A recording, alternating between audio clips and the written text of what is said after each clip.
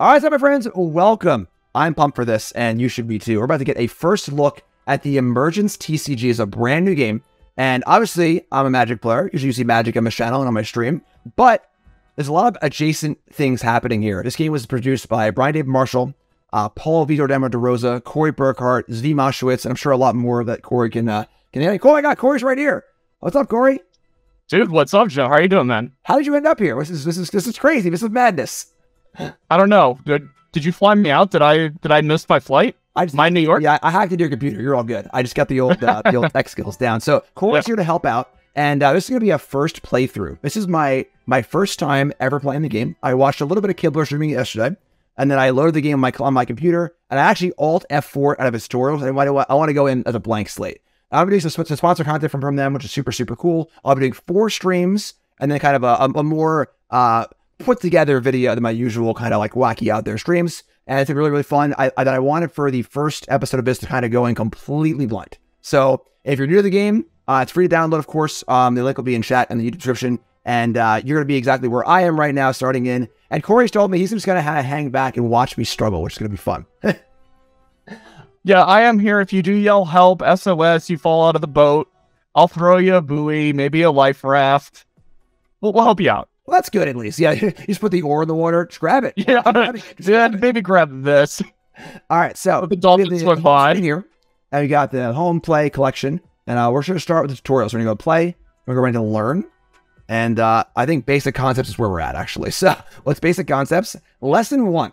So obviously there's going to be some similarities here with Magic. It is obviously a card game, but there's a lot of interesting things. And Brian was telling me about kind of the basics of the game a little bit. There's a lot of really interesting concepts about turn structure and about the mana system, which is really cool. So your lesson number 1, basic concepts. Learn the fundamentals from, I'm going to say it, Aloysius Zeroth. Dude, you got it. Spot on. Oh, yeah. Woo, I'm a winner. All right. Some people will pronounce it like Aloysius, Aloysius, and it's like, no, you got it spot on. Awesome. So the Tinkerers excel at manipulating anything mechanical or biological. So Tinkerers are one of the like the factions in the game, right? Just like Magic has the colors, this game has the factions. There are 4 or 5. There are 5. 5 factions. Okay, cool. Let's jump right in. Being thrown to the wolves. Me versus Aloysius. I don't say any games screwed up actually. So, right. So we have the Accelerate. Welcome to the Phaeton Project. Yep. Phaeton Project. Me. That's me. Here you will be taught how to use your emergent superpowers. I've always considered that I've had superpowers. I know they're just latent, but Aloysius Zeroth is my first instructor. And let's start with the basics. Press and hold or right click Shy Freshman to inspect the card. So we got our card right here. So we have our card right here. Cool. So character student. So we have a character card. There are 5 factions. Each card belongs to one faction. I am a Tinkerer. We manipulate and alter things like technology or even DNA. That's some pretty hardcore stuff. Shy Freshman has a strong arm, a physically powerful emergent. And emergents are like the superheroes in the game. So like X-Men has mutants. The emergents are the superpowered individuals, right? Precisely. I was guessing, but cool. I nailed it again. Awesome. No, you're spot on. You don't know anything, and you've already got it all right so far. That's great. Can we stop right now? Let's call it. Yeah, we'll just call it a day. You're 3 for 3. Yeah. The cost to play Shy Freshman is on the top center of the cards. We see here a number and a symbol.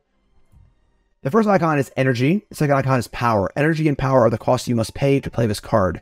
Energy is a common resource used by all cards. Power, however, is faction specific. You must pay 1 energy and 1 strong arm power to play Shy Freshman. So very similar to Magic here. We've got a generic symbol and then a guild symbol. Is that pretty reasonable? Yeah. So, however, in Magic, for example, like if you try to play Land of War Elves, which is just G for a 1/1, you're only paying a forest. In Emergence, all of these energies and powers you're going to find are all separated, and you're going to be generating both of them. Okay, so a colored mana is not the same as a generic mana. That's a very good way to describe it. Yeah. So if I have a lightning strike, I can't have a mountain to pay the colorless. The colorless is like a separate, it's its own thing. Right. One thing you'll learn about this game, there are no land cards. You won't learn about it in this tutorial, learn about it in the next game, but there's no sort of resource card that's like generating you energy or faction power. Your deck and your cards are actually going to provide that for you, not just like a specific type. All of them can do this. All right, cool. All right, so your faction, so let's move on. Each character's attack, how much damage it deals in the bottom left. Cool, so 3 power. And their health, how much damage it takes to destroy them is on the bottom right. Okay. Press anywhere outside of Shy Freshman to close the inspect window. All right, so that's basically power and toughness, similar to magic. And then like magic, the damage goes away, right? It's not sticky like it is in Hearthstone. Correct. So it's not sticky damage like Hearthstone. You'll learn more about combat in a couple of missions, but yeah, there is no sticky damage. There is a time in which characters will heal each turn. Okay. All right, it's my turn. I am in the recruit step. This is where you can play all types of cards from your hand. To play a card directly from your hand on the battlefield, the energy and power costs will be deducted from the resources automatically. If you don't have the resource to pay a card's cost, you won't be able to put it under the battlefield. So you see over here on the right above me, we got the resource little indicators here. We have the green is the kind of the generic, and the one below it is the Tinkerer's mana, correct? So you're playing with strong arms right now. So that faction that you have are the strong arms. Zeroth himself, he is a Tinkerer character. Got it. Okay. So let's drag it out. And we currently have the 1/1 here, so we can cast this. Pops into play. Sweet. Characters can attack every turn you play them. Now it's my turn. Cool. The rival's turn. So now we see, now the interesting thing about this game that I know Brian was telling me about was that the cards don't all have the same back. So in Magic, obviously, they all have the same back. That's a major part of the game. In this game, your faction cards have a faction symbol on the back, so you know what they're from. And then that plays into the mana system, right? Precisely. So if you look at Zeroth's hand right now, you'll actually notice he has a strong arm card in hand, and you can actually look at the top card of his deck. It's a strong arm card also. You don't know which strong arm card it is, right, but you know for sure that he's drawing that faction of card on his next turn. Okay. Each time a turn starts, you'll draw a card, then you'll replenish resources and move to the recruit step. So, play your second Shy Freshman. It'll teach you one more lesson. All right, so now it's our second turn. We have more mana now. We have 2 and 2 of each mana. Is that like every turn it just goes up, or how does the mana like populate? Sure, I'll give you the quick version of it now because you're going to learn about it in the next mission. Mm-hmm. You catch on a lot faster than most folks do, because most folks are just like, oh, he's telling me to play Shy Freshman. I better do it. What happened there is on your last turn, you played Shy Freshman. When you play a card right after your recruit step is called your build step. Mm-hmm. There we look at all the cards you've played. If you at least played one, we're going to give you an energy. Then you get a faction power of one of those cards you played. If you played multiple factions of cards, you could choose which one you want. If you only played one, we're just going to auto choose for you, so you don't have to spend an extra time clicking to figure out which faction power you want. Okay. However, when you heal up all of your characters, the next thing that happens is you actually generate a new energy and a new faction power.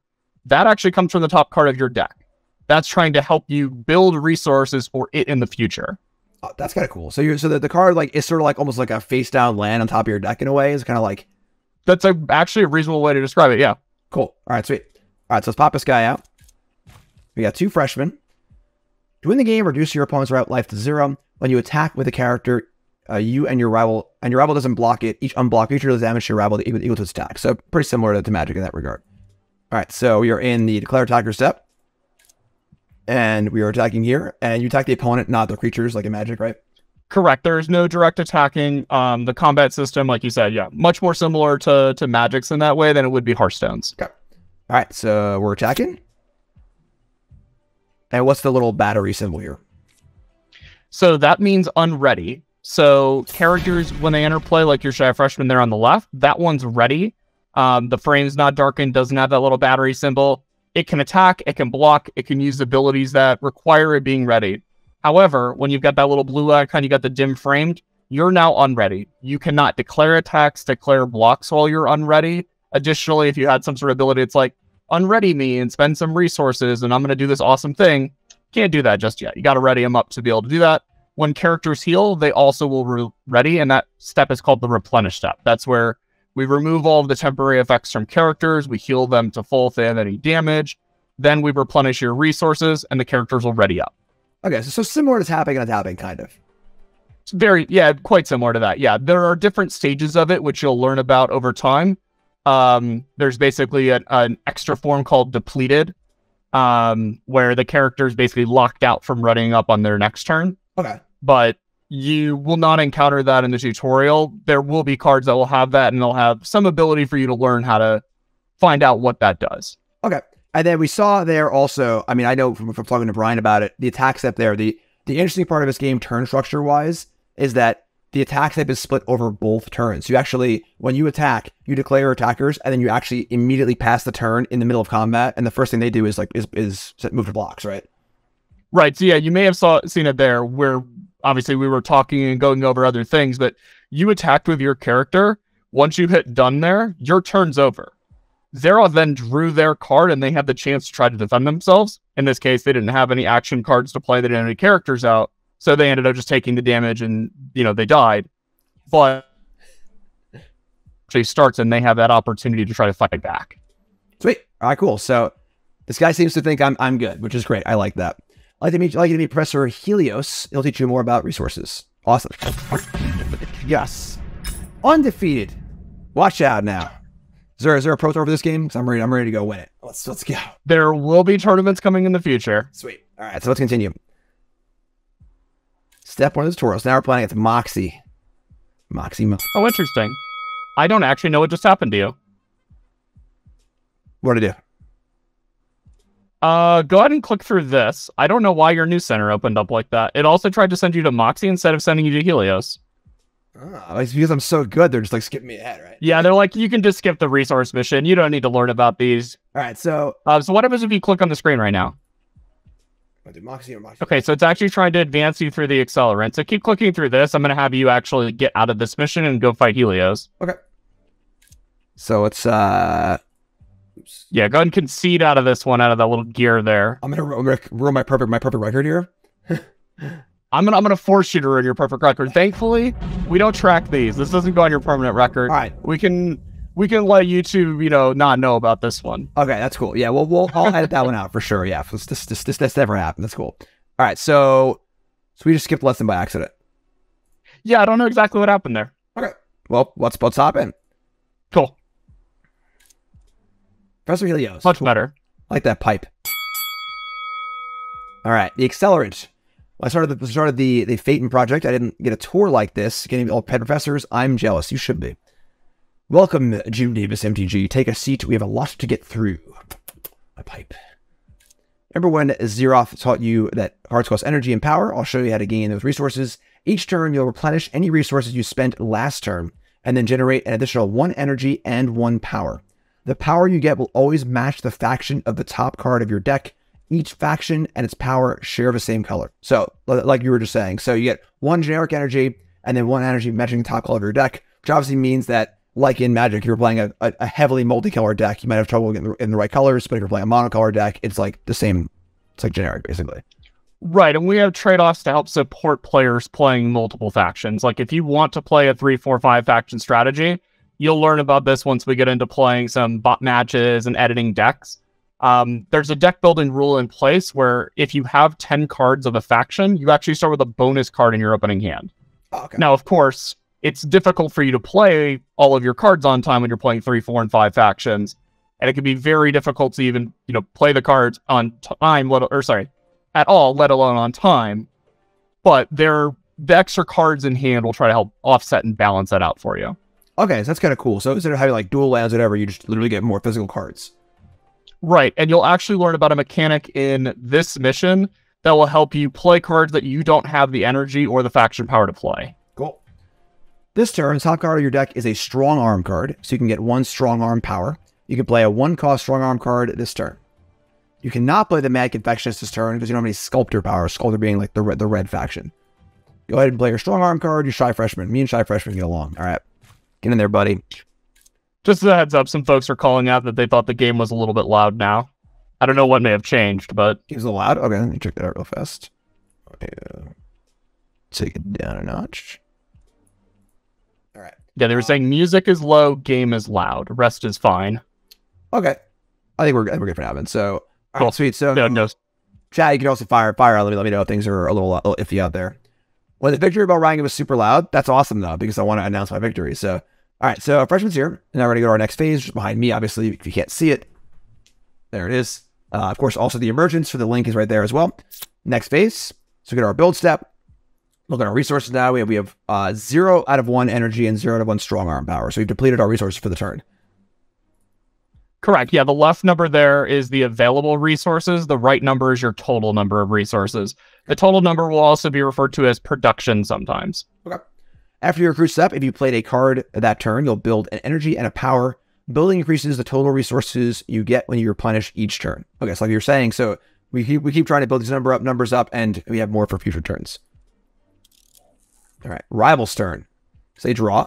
Their top card is red, so they get a red power. And they're going to play... Oops. I missed what he said. My bad. I was trying to click this. Well, whatever he said. And then second, you'll generate energy and power from the top of your deck like you did last turn. He was just telling you the first thing you do each turn is you'll draw your card. Okay, sure.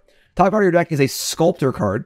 So this turn, you have 2 energy and both Sculptor and Strong Arm power. You can play both character cards in your hand. So top card is a red faction. So we have a red. We have the blue faction from last turn, which was already there. And we have the second generic one coming in. So we have 4 mana total. And we can play both these. We have a 2-drop, basically, and a 2-drop.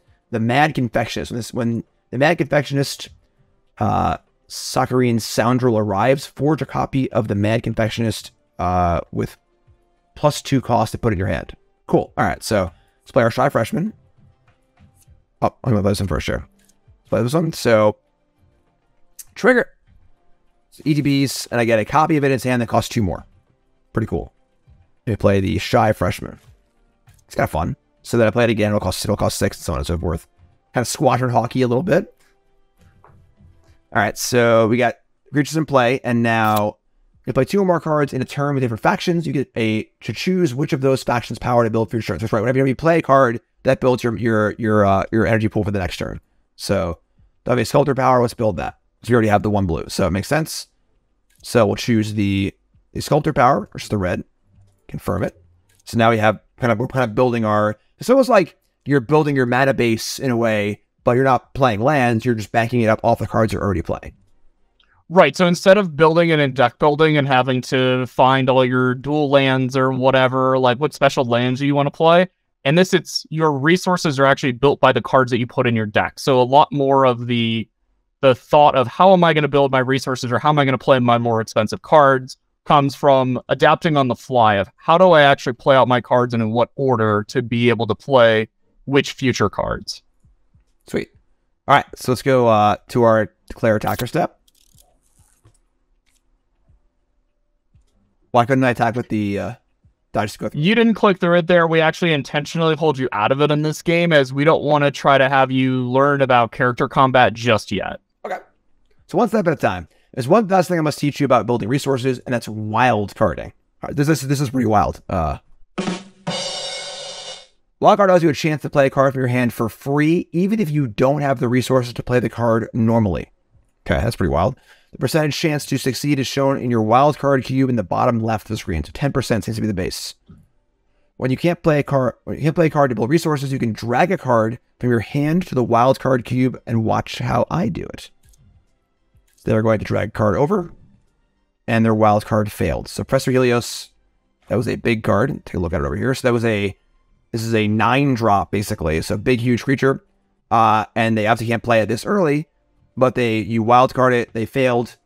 And let's see, ratify my wild card. The wild card him fails. The player's wild card chance increases by 10%, and they will build energy and power. So you're still playing a card, so you're still building your mana base, quote unquote. Right, so even though there's 6-cost character there, they tried to wildcard it and they failed. The game is still going to pay you off for this. Like, this is you don't have a 1-cost card to play on turn 1. Well, if you didn't have a way to play your 1-cost card, you'd have no way to build energy, you'd have no way to build faction power. You would get to your second turn, you'd still have 1 energy. Right. The wildcarding cube is kind of the way to a combination of fix your faction power. So if you have multiple cards in your hand of a faction, but you don't have any of the power just yet, you can wildcard one of those cards and then build it. Because you don't have it on top of your deck yet, you're not getting that power. Additionally, like I said, you have all 3, 4, 5-cost cards in your hand, don't have any energy just yet. You can wildcard a card, and then hopefully on your next turn you draw a 2-drop that you can play. But if you don't, you can always wildcard again on the next turn. Okay, and then chat's kind of like, wait, you can play an Ulamog on turn 1? So like, how does the game handle the variance of like, I have this 15-drop, I wildcard it, I just spike my 10%er? Wonderful question. So there are cards in the game that you'll learn about that have wildcard sort of protection clauses where and a good example of this would be a card like Dislike, where it's 5 costs, destroy target character, but then it has a special ability that for 0 energy, all you need is a Tinker resource. You can discard it from your hand to destroy any wildcard character. Okay, cool. So it's like built into the mechanics of the game. It's not just like, oops, here's my 10 drop. Sorry, you lose. Very much so. You'll also find that a lot of the expensive characters, they have very snowbally abilities, but they need to actually get going, and it'll require you some amount of energy and some amount of power. So if they wildcarded in the first turn, sure, they may get, like a 6/4 Professor Helios out. That's kind of terrifying. It's 6 attacks a lot. However, his ability requires you to have 3 Sculptor and 3 energy that you're able to spend to start forging copies of himself. Okay. A lot of those characters, they're not just like, somebody referenced Ulamog. It's not just going to all of a sudden come down and then, eat all of your energy and you're just screwed for the rest of the game. Okay. Because that's it. That's it. But my first thought was like, it was the kind of that too. But that visceral reaction. Totally. Like, whoa, what? Emrakul on turn 1. So, okay, cool. So Drat, I failed my wild card on my fails, and then yes, the wild card chance increases by 10%, and they build energy and power. So again, the important part here is that the mana system is based on playing cards to build it, and this is a way to do that when you can't play the cards you have in your hand yet. So right. So it's almost like built to fail in a way, because it's sort of just a way to kind of like change your card for a resource, but there is some variance there as far as like gameplay goes. This could happen, this might not happen. All right, Jim, you try it. Remember, what highlighted cards in your hand are ones you can play. You can wildcard any card in your hand, drag Phaedion to the wildcard cube. If it's successful, I'll be able to use the ability to finish me off. So we have it's an 8 drop. And once again, I'm sorry, so it's you have to pay the red faction cost and then 7 of the kind of generic cost, right? Right, so we would call this a 7 drop generally speaking. On your 7th turn, you'll have access to 7 energy such that you'll be able to play it, assuming you play a card each turn or wild card a card each turn. Mm-hmm. So generally we would call this a 7 drop, but we would call this, the cost here is 7 and a Sculptor. Like when we write it out, we would just say this card costs 7S, okay, for example. Okay, so let's pop it into the old cube here. It's successful. Oh, it's finally gonna do it! Oh my god! I have a feeling it was gonna work there no matter what tutorial wise, but when it arrives, deal damage to any target equal to your red faction production, which is currently 1, and they just happen to be at 1. It's almost like we designed it that way. Yeah, it's fair. It's very convenient how this is working out. So, all right, cool, sweet. So that's definitely it's kind of fun seeing the similarities to Magic and the drastic differences. And so far, we see turn structure being a huge one, as well as the resource system. Magic, of course, is famous for like being the original card game, and like the mana system is like a big part of the game. A lot of folks are like, I hate getting mana screw, I hate getting mana flood, or whatever. This is kind of a way to mitigate that, which is cool. Remember to play a wild card or a card each turn to build up your resources. Next up, the exile will take you to Moxie, head of the Strong Arms, to teach you about combat. So I'm going to recommend you hit return here just in case. I don't know what's going to happen if you hit continue. If that other mission tried to take you to tutorial 3, this one might try to take you to tutorial 4. What do you think? I would hit return just to be safe. Otherwise, you might get more spoilers. Okay. All right. So next lesson is combat, damage, keywords, attack step, and blocker step. Learning at the beatdowns with the toughest faction, the Strong Arms, and the Professor Moxie. All right, Moxie, let's go. Chat wants to know, are you limited to 1 wild card switcher? Nice, so yeah, if you want to wild card your whole hand on the first turn, go for it. We even have a card in the free set that when it arrives, you wild card your entire hand in a random order. Like it's an adventure of a card. But yeah, like I've literally run into people in the queues this week who you can just tell like they're brand new and they're like, all right, I want to try wildcarding my whole hand. And then they realize, well, maybe that's not the best strategy. The next game, they don't wildcard at all. And then they realize, like, well, maybe that's not the best strategy either. So there's extremes, and then there's also somewhere in the middle. And it's fun watching everybody try it out. Well, that's kind of the fun part of this too, is that like when you look at a game like Magic or like any of like the more classic games, or like like Pokemon, even like chess or whatever, like there's so much about the game already out there. If you look at Magic, like the early days of Magic, like the decks were awful because everyone was so bad. And now we know 30 years of strategy. Well, when you go to a new game like this, it's kind of fun to be on the ground floor with everyone else. No one's been playing this game for 10 years, 20 years, whatever. Right. You're just, here you are. Everyone can go figure it out, which is kind of cool. So, all right. Toughest people out there, you don't want to get in the ring with one of them. Don't worry, though. Moxie's really nice. She'll be showing me the ropes. Cool. Keep your hands up. Teach you about combat. I'm under attack, or get right into the game. Attacking characters get a special symbol to show they are attacking, but you have the ability to protect yourself. So that's the little battery symbol right there, right? I'm sorry, the little, it's down here, the arrows. Correct, yeah. Okay. All right, so any of your ready characters can defend from an incoming attack during the blocker step. This is called blocking. So it's any character that does not have a battery, correct? Precisely. Cool. Block my Shy Freshman with your Slab Worker. Instead of hitting you, the Shy Freshman and your Slab Worker will battle. All right, so Slab Worker. Can I see? There we go.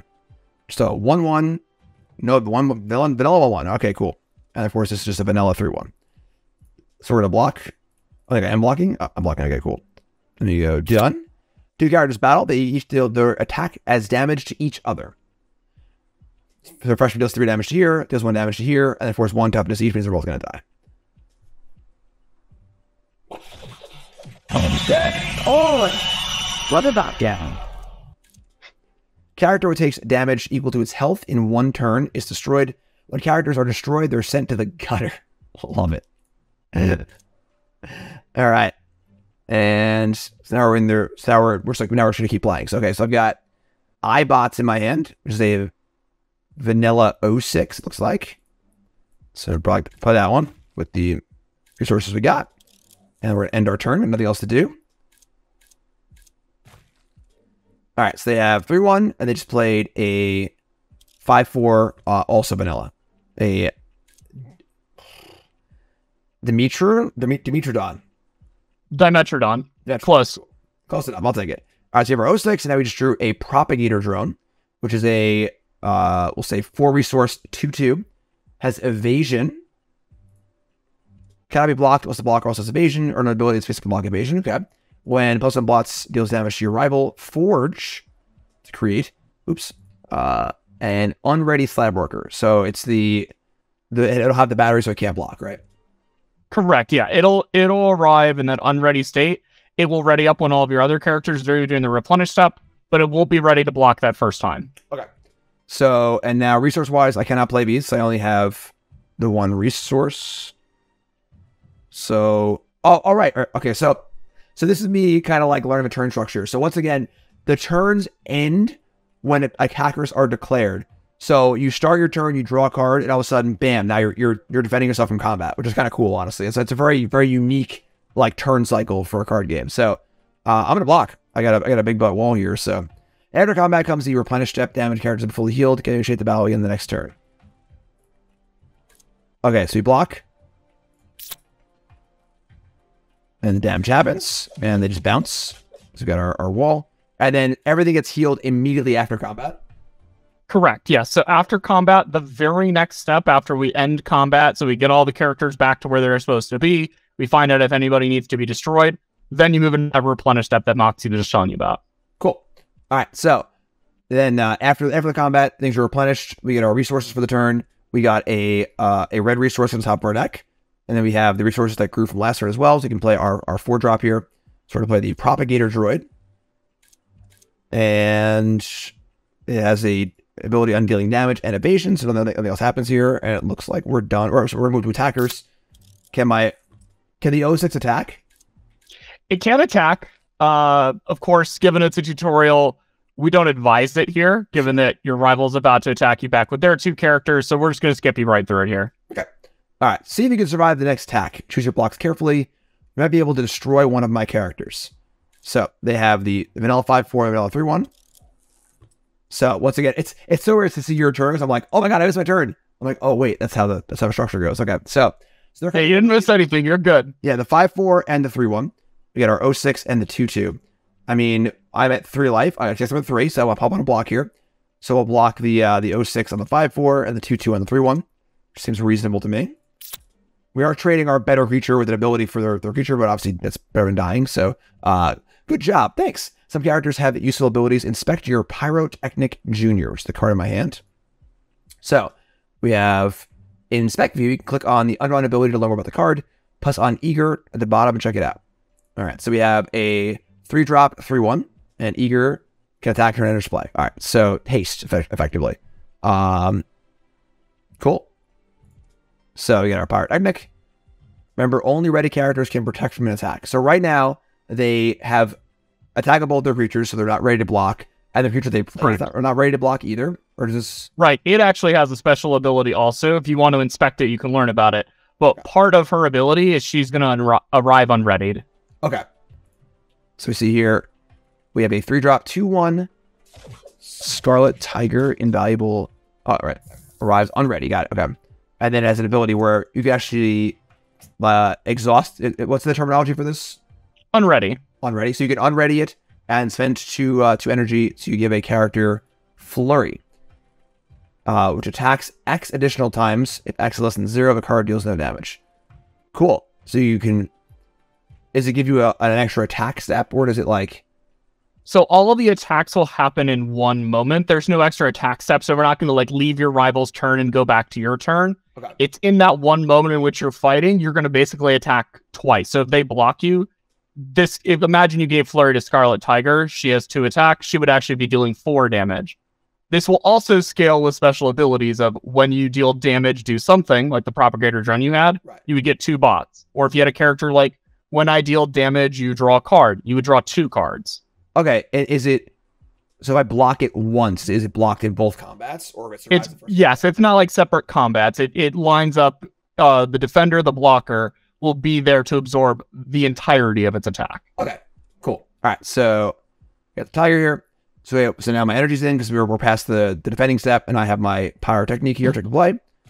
It has the Eager ability, and run through more. We got this. Yep, that can attack. Move to our declare. Oh, we're the declare attack stuff. So we're gonna fire with our 3/1 here. Ship it. You got the old 06 back on defense, and of course it passes the turn after we attack. So why didn't they block? Oh, they couldn't block. All right, because they were still exhausted from the prior attack. Right, got it. Right. Okay. Yeah. So that the turn structure definitely is one thing that, like, as a Magic player, it's like a little getting used to, because I'm like, well, wait, they're on their turn. They can't do it. You know, like, but got it. Right. Yeah. No, you even reacted to it both times of like, well, why didn't they block, or why can't I block? Right. It takes a little bit getting used to if you're anchored to a game like Magic, for example, or if you've played, various other physical TCGs that kind of use a similar either attacking structure, or even like Hearthstone to a lesser extent. If you played like their physical version, the WoW TCG, the characters would unready and they wouldn't be able to attack or block in certain situations.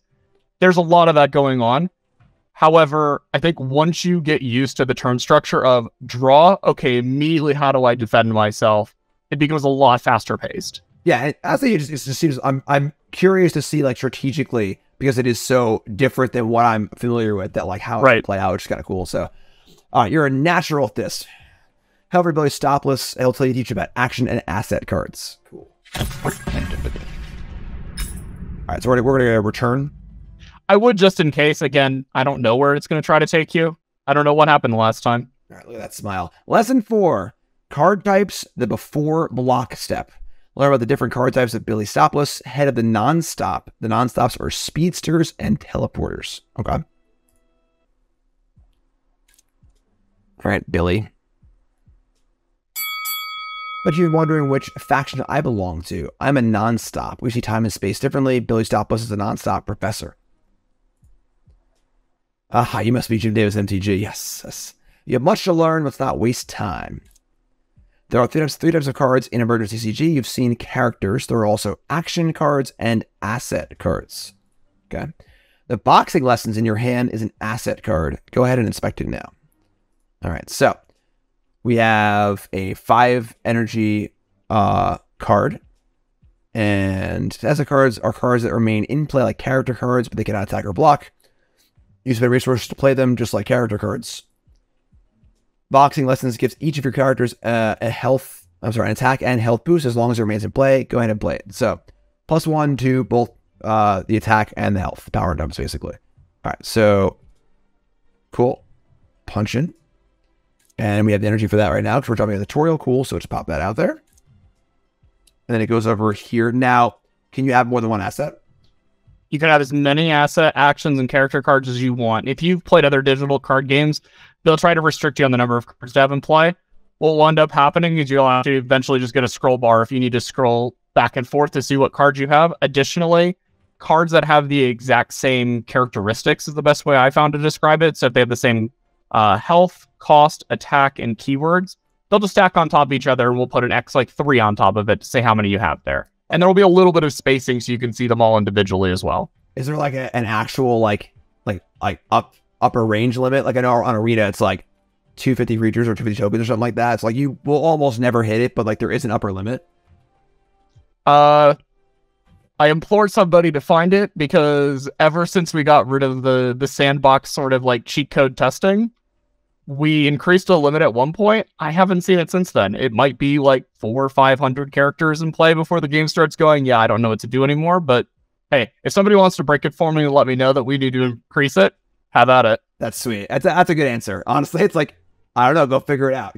Go try it. I haven't looked at Slack yet. I'm guaranteeing the client engineer and the rules engineer are now currently yelling at me for why did I say this on stream. But hey, we'll worry about that on Monday. Awesome.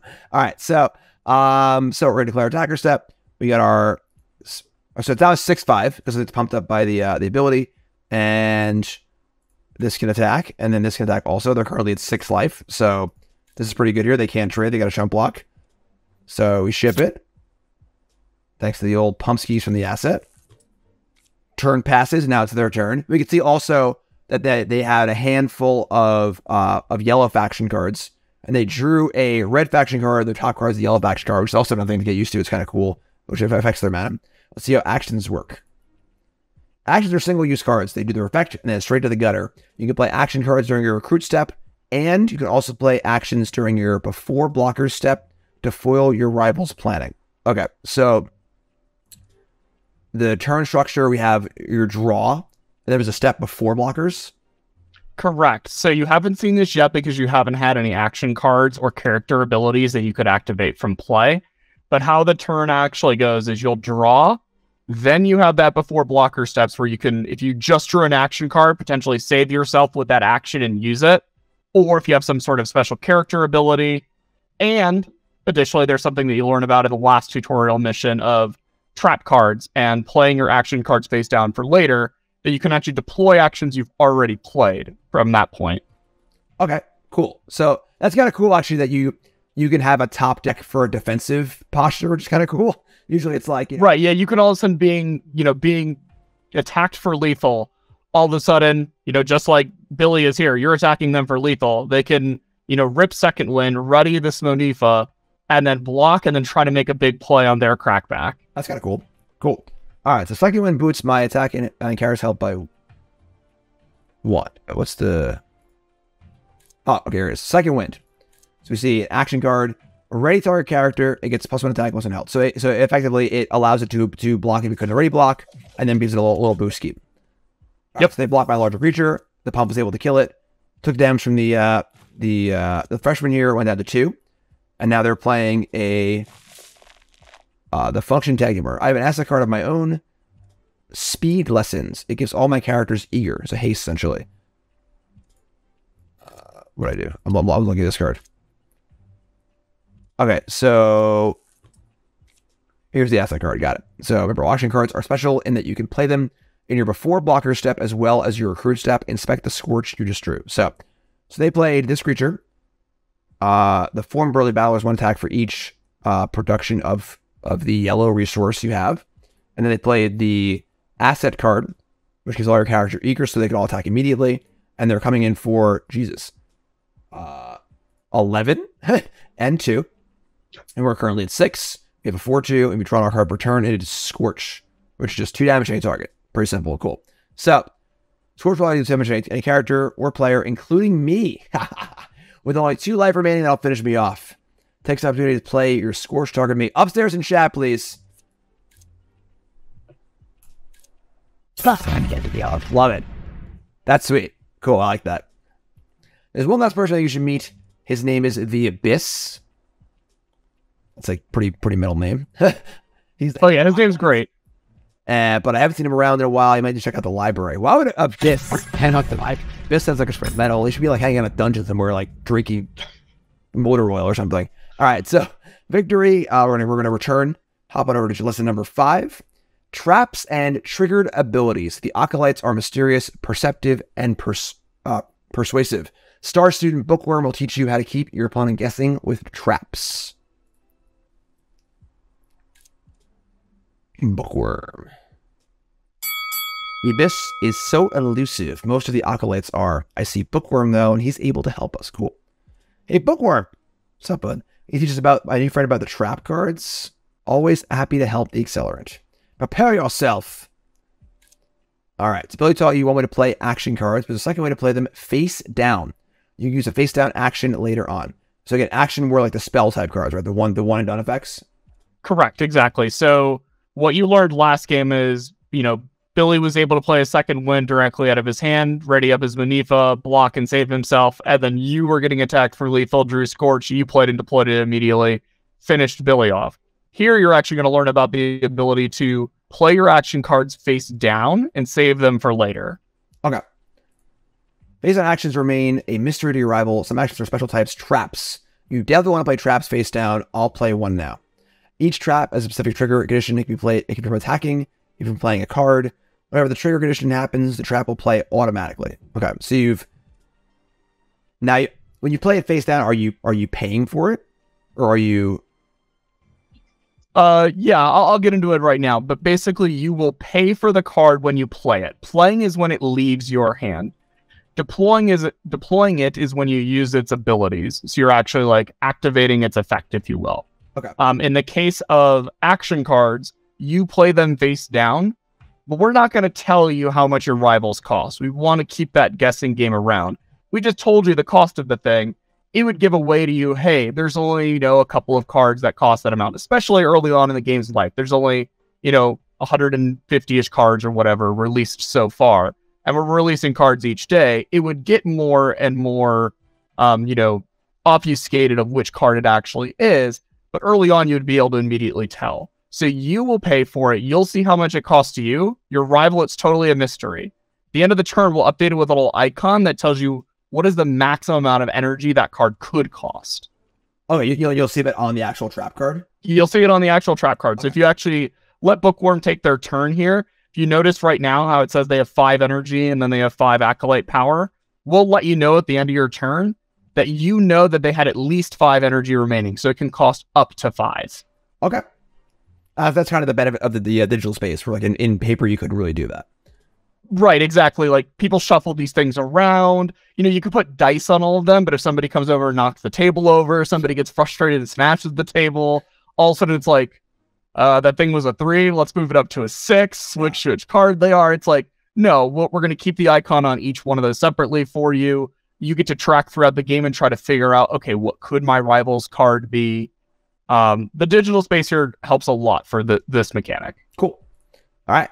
So they pop a card over here. It's now it's face down. And that goes to my turn.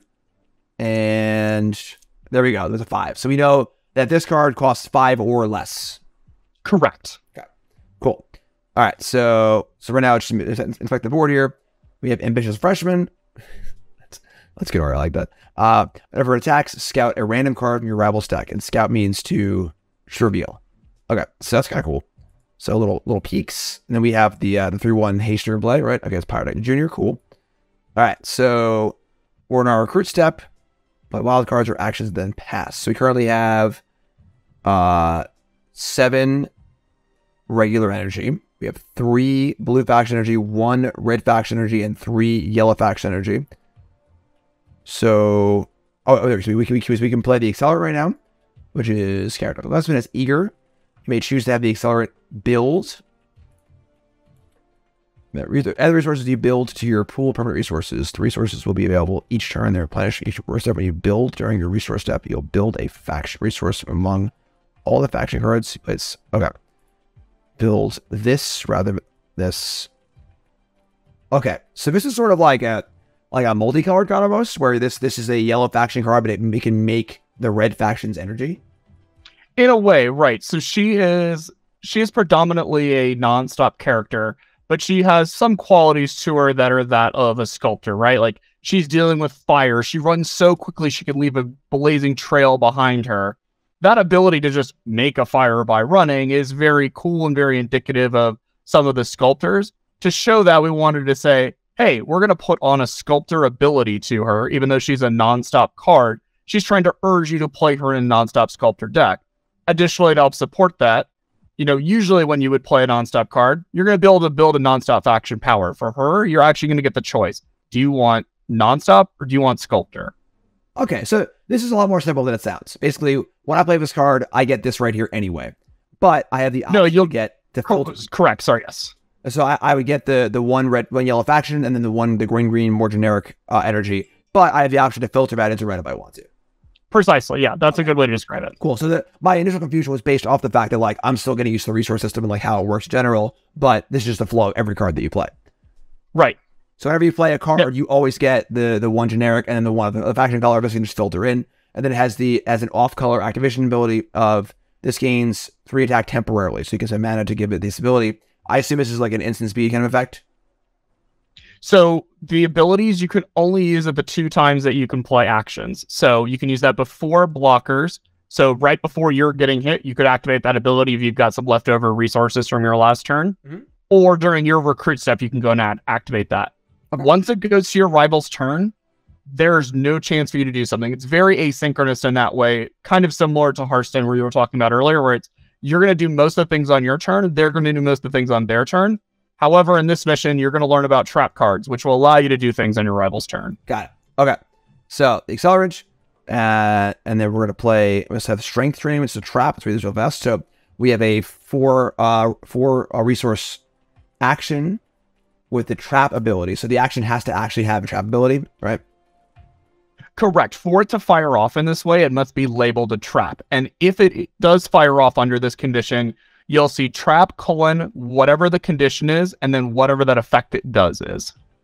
Okay, so the condition is down here, right? So whenever a character you control is blocked, a random block creature gets +2 attacks, +2/+2.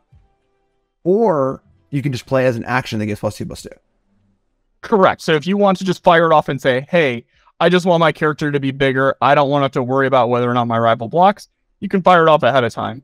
If you want to try to get them, if you want to see if you can get their smaller character in this case to try to block and trade off, but then get the boost to, in this case, you'll become a 5/3 and you'd be able to take down their 2/2. You can play it face down and see if you can get them to block. Okay. But if they don't block, it's not going to fire off, so you'll still stay a 3/1. Okay, so it's important to note that this is the action cards. Like you said, they're not like instants in Magic where you can play it at any time. So this is effectively correct, like a sorcery speed giant growth, or you play as a trap to get the instant effect off of it. Correct. However, this one, different than your Accelerant's ability that's at temporarily gains, this one is a permanent effect. Oh, okay. Okay, cool. And so even if your character gets returned to your hand, sent to your gutter, put back into your deck, it'll keep this buff for the rest of the game. Okay, so the changes to text boxes in this game are perpetual.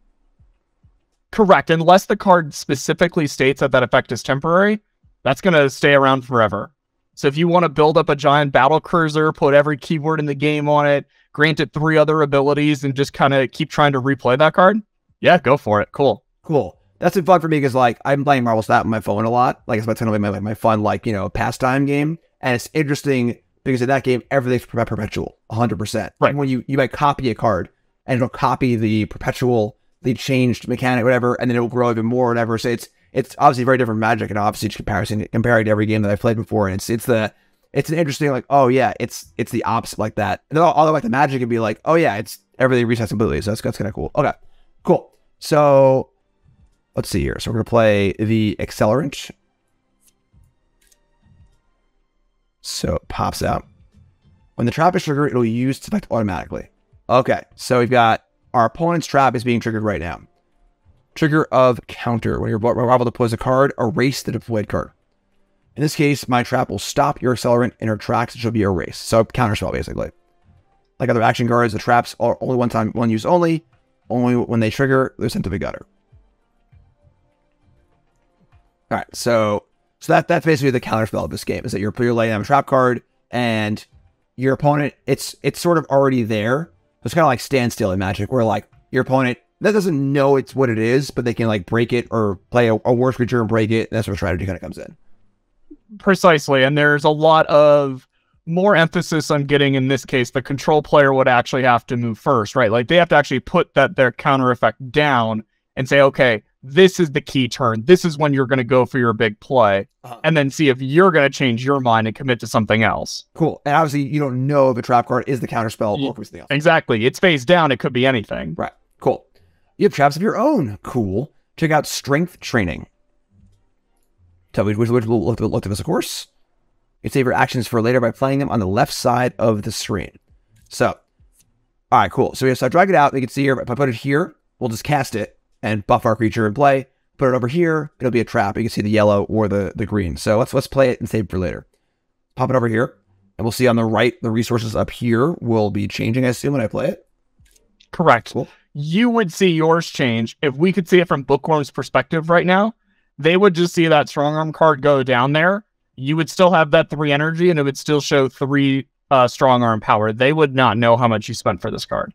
Okay, and then same thing as we were saying about as far as drawing cards, they know it's a strong arm card because they can see the back. Correct. They know it's a strong arm card. They can see that bluish card back to it. Right. But they have no idea what card it is. Cool. So that's kind of cool that you're getting it's hidden information, but like there's a slight amount of information to kind of work off of, which is cool. Right. Okay. Let me see this what's this little thing here? Oh, erase. So erase means like out of the game permanently. It's not in the gutter. Correct. It is removed from the game. I know a common question we've had about this is like, hey, can I get cards out of my erase zone? We don't have any plans for that right now. Right now, erased is you're actually gone. There's none of this nonsense of like, oh, go draw 5 cards out of your erase zone or something silly. But I'm sure at some point, I feel like that's the design space that always gets tampered into at some point, but never say at some point, somebody will bring it up and we'll say, oh, this sounds like a great idea, and we'll explore it further, of course. All right, so my card's gone, my trap is laid, and now I have my 3/1, and they have their 2/2, and I imagine we're going to combat here. So build step, tagger step. Let's just send it in. So we're going to send it in. Our trap is laid. And now, of course, once we attack, turn ends. Now it's their turn. They draw their card. They move to blocks, and they're going to block. And you've activated my trap card. So here's our trigger. And like we said, it's the permanent +2/+2 buff. So I have a 5/3, flew into combat. Awesome. And immediately after combat, replenish, goes back to being the full toughness. Bookworm's not happy. I mean, shouldn't play against me, Bookworm. What do you think is going to happen? And they're going to play a Rising Vigilante, which is a vanilla 3/2. Okay. I might have missed what she was saying there. Accelerate. All right, so we have another action card here. +2 attack and evasion. So again, that is the evasive ability. More double with the block. So okay, block, let's have evasions. Cool. And again, the +2 attack is permanent, right?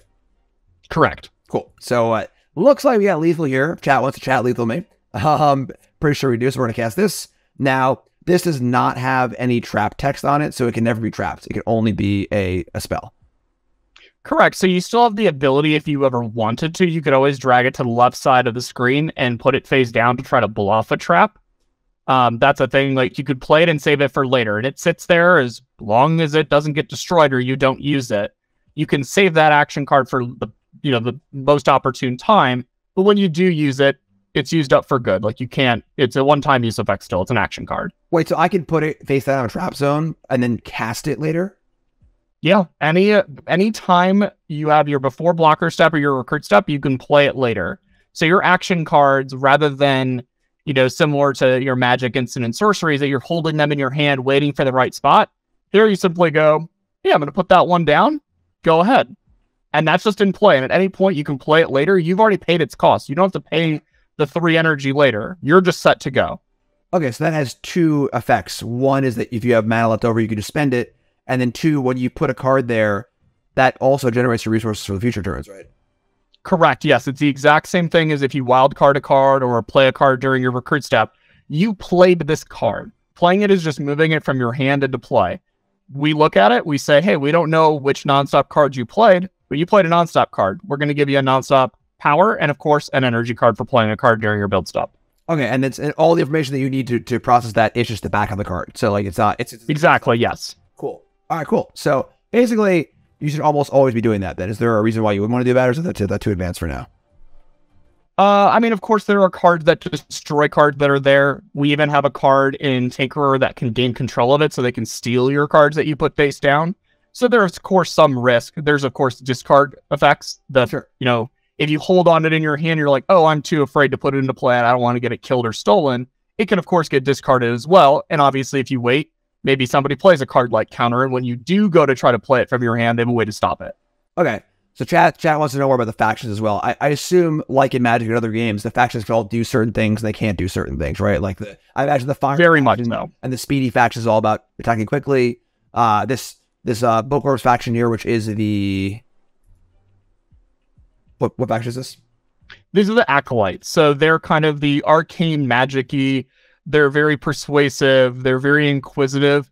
Their key mechanic is scouting, which is learning about cards in your rival's hand or their deck, and those will be revealed to you. It also gives you the ability to build the other, faction's resources. So if you scout a nonstop card, you could potentially build nonstop instead of building acolyte with their ability. I don't understand. So isn't building the resources predicated on playing the card? It is. The scout ability, however, is a special effect that you'll learn about once we hop into the deck builder. Maybe we look at some of the acolyte cards, where it actually says, hey, you didn't play that faction of card, but because you now know more about them, you can build their faction. Okay. All right, cool. So they're kind of tricky. Obviously, they have the counter spell. They're going to try to be sly, whereas the red faction with the fires have to be a little more like blah in your face. Yeah, I would describe it. So the sculptors are about creating things. They have people that can sculpt fire, sculpt ice. There's one character even though that can sculpt dreams. They're all about creating things. So they're going to do a lot of things where you put these cards into your deck, but they're also able to forge new and different things as the game goes on. The Mad Confectionist was an example of this, where he's forging copies of himself and he increased in cost. They're going to do a lot of things like that, where you start off with the deck, but it's going to be potentially very different as the game goes on. Cool. The non-stop, so that the yellow tribe that you played with a little bit this game and some the previous game as well, they're the speedsters. They're all about evasion, trying to keep the pressure on your rival, but they're also very good at time in the other way, which is elongating it. They're very good at drawing cards as well. Cool. All right, sweet. All right, so like I said, maybe we have the kill here. So let's chat lethal it up here. Play Accelerate, which is going to give a creature +2 power and make it unable to be blocked. And they're at 7, very convenient. And send it in. Their turn. They draw. They draw Lightning Helix. Nope. Pass. All right. Awesome. Killer move. Gonna set my own traps. That damn straight bookworm. Now you know how to play. When you're done here, head back to the main menu and check out your collection. Okay. Sweet. So let's return. So that was it. Okay. This is the play menu. Here you go the game mode, start a match, start a game mode, and no, all more hands. You can do more hands. So we have, that was the entire tutorial. Yeah, it's just 5 missions right now. We're definitely going to add to it.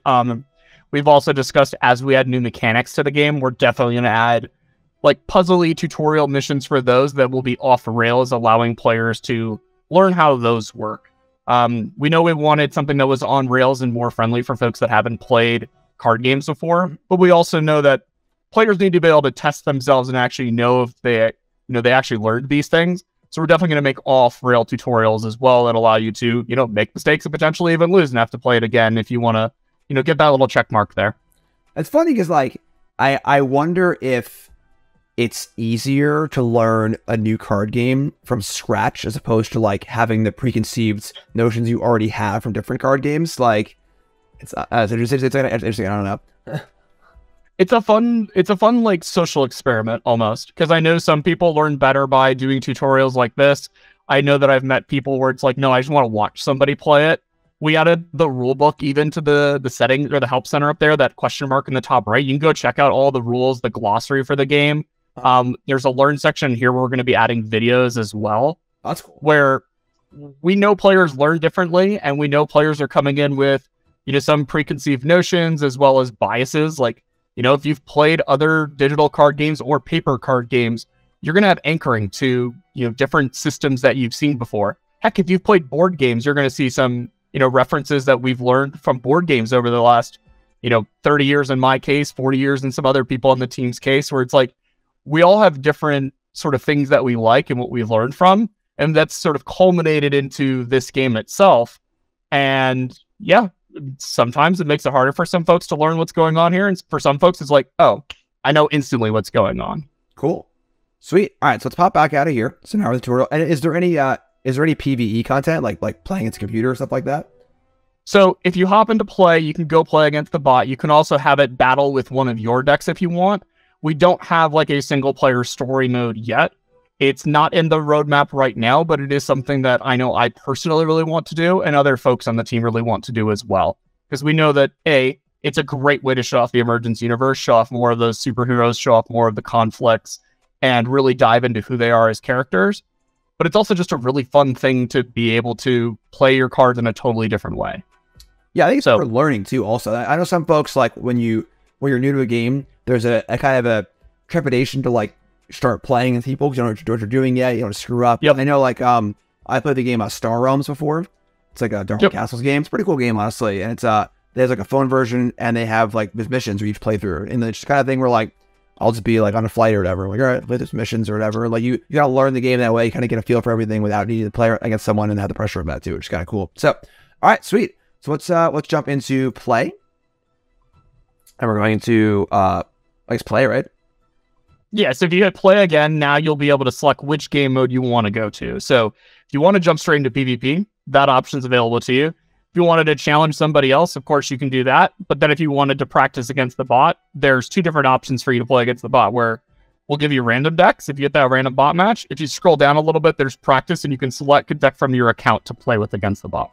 Cool. All right, so play menu, game modes, cool. All right, so we have PvP, direct challenge, random bot match, and then the practice match. Okay, so what do you suggest here? I think playing a bot match probably be cool. Yeah, if I were you, I'd scroll down to the practice here, and we can use one of the starter decks that's on your account. Okay. Let's play against the bot. No rules. No holds barred. Steel share. Set structural rules and no timer. Okay. And now... Yeah, when you play a PvP match, there is a turn timer. Of course, they don't want somebody that just enters the queue and then goes and makes lunch. Yeah. We've all seen that kind of guy before. So, hey, we want to dodge that. There's not going to be a turn timer here. If you want to take 5 minutes and try to like figure out what the best play is, or you have a phone call, somebody's at your door, the bot will wait for you. The bot's not going to run away. Cool. Yeah, that's part of the allure about the single player campaign stuff too, is that you can kind of just do that. You can kind of just get up and do your thing, which is cool. So, all right, cool. So, I'm going to select. Let's see, these are PvP rules: minimum 40 cards, max 2 copies of each card. Is that the standard deck building? That is the standard deck building rule. Yeah. All right, cool. So, if you rule minimum 40 cards, max 2 cards, social more hits. Okay. You can learn deck building strategy from more AR game designers, and click below for in-depth strategy. Click where's below. That's a great question. There's supposed to be a link there. Check that one out. So we have Tinker Acolyte control, nonstop Sculptor control, nonstop Strong Arm beatdown, Tinker Sculptor. Why are these great apps? I don't have them yet. So there's 2 actual issues of those decks. 1 card is missing from the Acolyte Strong Arm mid-range deck, and there were 5 cards that had name changes in the Tinker Sculptor Forge deck. So if you want to play with one of those, we totally can. We'll just fix up the deck really quickly. Let's start with the beatdowns. Let's start there. And then the AI deck, I think play whatever they want. I don't care. So, cool. Hit play. Yeah, if you hit play, it's going to pair you against a random AI deck. So basically, your account, it knows that you haven't played a match yet on the back end. It'll be basically rolling a random beginner deck for you to fight against. Cool. So basically, you don't know this is happening, but you're leveling yourself up on the back end right now. Okay. Cool. And is there like a ranking page, or like how do you know, like, is there like a ladder? How does the ranking stuff work? So yeah, if you actually go to playemergencetcg.com and you sign in, you can actually view the ladder by clicking the bar graph there where the login button previously was. And you can actually, right now it's just a number of wins the players have. So I mean, there's one player, I think right now they had 52 wins or something when I last looked, and the game's obviously, it hasn't even been out for a week fully yet. So there's some players going ham in the queues. Like, I'm trying to hold my own. I'm at 20, but I mean, there are some folks out there really going hard. And does that count bot wins also, or just PvP? Just PvP wins. Cool. So what's I don't know what's going on. Hit the downer on your keyboard for me really quickly. AI deck is required. Interesting. Is it Go ahead and possible restart like, your client for me really quickly. complete? Yeah, it may have tried to roll that, and then it was like, hey, the AI is about to cheat. We're not going to let it cheat here. Okay. So go ahead and restart your client, hop back in, and then we'll choose a deck for the AI. Otherwise, the AI might try to cheat you again. Okay. So, We're very protective of you, Jim. We don't want the AI to cheat. yeah, seriously. All right, so let's fire back up here. Again, the game's been out now for, you said, a little bit less than a week, right? Yeah, it released last Friday, so I guess it's a week old today. Cool. So still some bugs to squish or whatever, as most releases are. All right, so let's hop in play. Full screen it up. Try to cheat me, AI. Can't cheat me. All right, so back to play. Go down here to practice, and we'll put them with we'll say Sculptor control. Cool. All right, let's try one again. No more cheaty AIs. There we go. Sweet. I assume I can shoot to the cool avatar and stuff. Definitely. I'll show you that right for this game. Cool. You'll have to remind me because I streamed last Friday, actually. And I think I spent the whole 90-minute stream saying that I was going to go change my avatar to one of the cool characters. And then I get out of the game and I'm like, all right, I just want to queue up again. Like, let's go battle. And then I just never changed it the whole stream. That I would never do something like that ever. I'm definitely very, very laser focused on everything all the time. So, all right. So let's take a look here. Obviously, we have a lot more to take in now because now we're playing our first actual like real game. So this is not going to be guided, and we got to actually like play, use all the mechanics we learned. So let's take a look at our hand here. So we sort it. We can. So you sort by cost here a little bit, which to make it a little easier. So we have Second Wind, which was the sort of ready your character and then buff it up for a permanent buff, which is an action, not a trap, but can go in the action zone to be prepaid for. We've got another Second Wind, actually. Then we have Sunder, which is a character card. It's a villain. Is there anything that matters as far as villains and heroes? Not yet. There will be in the future. Okay. And I assume each faction has both villains and heroes. There's like a good faction. Of course, yeah. There's no like good guy faction, bad guy faction, nothing weird like that going on. It's very much that just because you are a sculptor character, it doesn't intrinsically make you evil or good. What makes you evil or good is who you are as a person. So the Accelerant, for example, who's in your hand, she is a hero character. She is an awesome person, like always is trying to do good. However, if things change, she could become a villain at some point in the future as well. We might release a new version of her if she goes bad and goes dark, where she could be a villain character. But she would still be a nonstop because of what her power set truly is. Okay, so the factions are based on what you're capable of doing. Are the factions correct? And they're not factions in a sense that like Sunder and Accelerant like hang out. Like they could in theory. Those two don't. They're different anyway. Yeah. So okay. Well, like, is it a faction in the sense that like it's like the Justice League, like they're a team and they all hang out together, or is it a faction that like these characters have similar abilities, therefore we're going to classify them together? Similar abilities. The sort of Justice League reference is much more akin to their character types. So the Crimson Mark on the far right of your hand there that you just inspected, he belongs to the EFL, which is the Emergence Fighting League. There's various groups of characters that group up there. They have like, wrestling matches and fights there for show and for entertainment. All different types of characters show up there. The Function, for example, you saw from the tutorial, a nonstop character. He's an EFL character as well. Okay. And this is all based on the IP from Interpop, right? So it's like correct. Yes. All of this can be learned about through the comic books that are free to read there on Interpop Comics. Cool. And it's been around for a while too, right? The comic series. Yeah. I mean, it was even before I joined the company, so I think there are almost 2 years of issues you can read at this point. There's tons of comics out there. Cool. Sweet. All right. So we got our two combat tricks here. We have Sunder, which has the ability follow through, block, deliver damage, dealt to a rival player, up to damage, throw a blocker. Trample basically. Whenever it whatever it tramples, draw a card of the rival's deck. So it has to actually deal the excess damage, and then you draw a card from your deck. Okay, that's kind of cool. Now, if you draw a card that is not of a resource that you can play, you just have it, I guess. How does that work? You can always wildcard it. That's true. Okay. And then if you wildcard it, you get a resource for future cards also. That's cool. Okay. Precisely. Yep. Cool. Okay. So we got that. we've seen the Accelerant, which is the one that has the kind of mana filtering ability, and then the home ability. We've got, ooh, what is this? So these are all related cards. So if a card forges something that you know exactly what it's going to be, we are going to show you all those different versions. So in Shimmerstorm's case here, if you go ahead and read her. Okay, so in Shimmerstorm, Quantum Projector arrives Forge, which means to create, and shuffle 2 Shimmerstorm 2 into your deck. So we have Shimmerstorm 3. Oh, okay. Okay, so this is actually cool. This is kind of cool. So let's take it. So you play the first copy, and you forge 2 Shimmerstorm 2s into your deck. Shimmerstorm 2 is this one here, which is a 5/3. When this arrives, you forge and shuffle 2 Shimmerstorm 3s into your deck.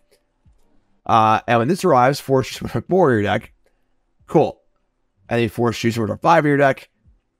And when this arrives, forge and shuffle 2 Shimmerstorm 5 into your deck. So this one, however, this one has 0 toughness. So how does that work? It does have 0 health. So when she arrives, the game is going to check it and say, hey, you've got a character that doesn't have enough health to survive, and she'll be destroyed. So you're going to actually need to, if you make it all the way along the chain, you eventually get to, the 1-cost Shimmerstorm 5 that's got Eager, Unblockable, and Flurry. To get her into play, you're going to have to find some way to buff her first. Otherwise, she's not long for this world. Cool. And you got to get all the way there too. So this is cool. This is, like you were saying, so this is the faction that kind of creates stuff. This is pretty cool. You're kind of just adding a whole bunch of cards to your deck that are all unique, and then kind of go through this progress, which is kind of cool.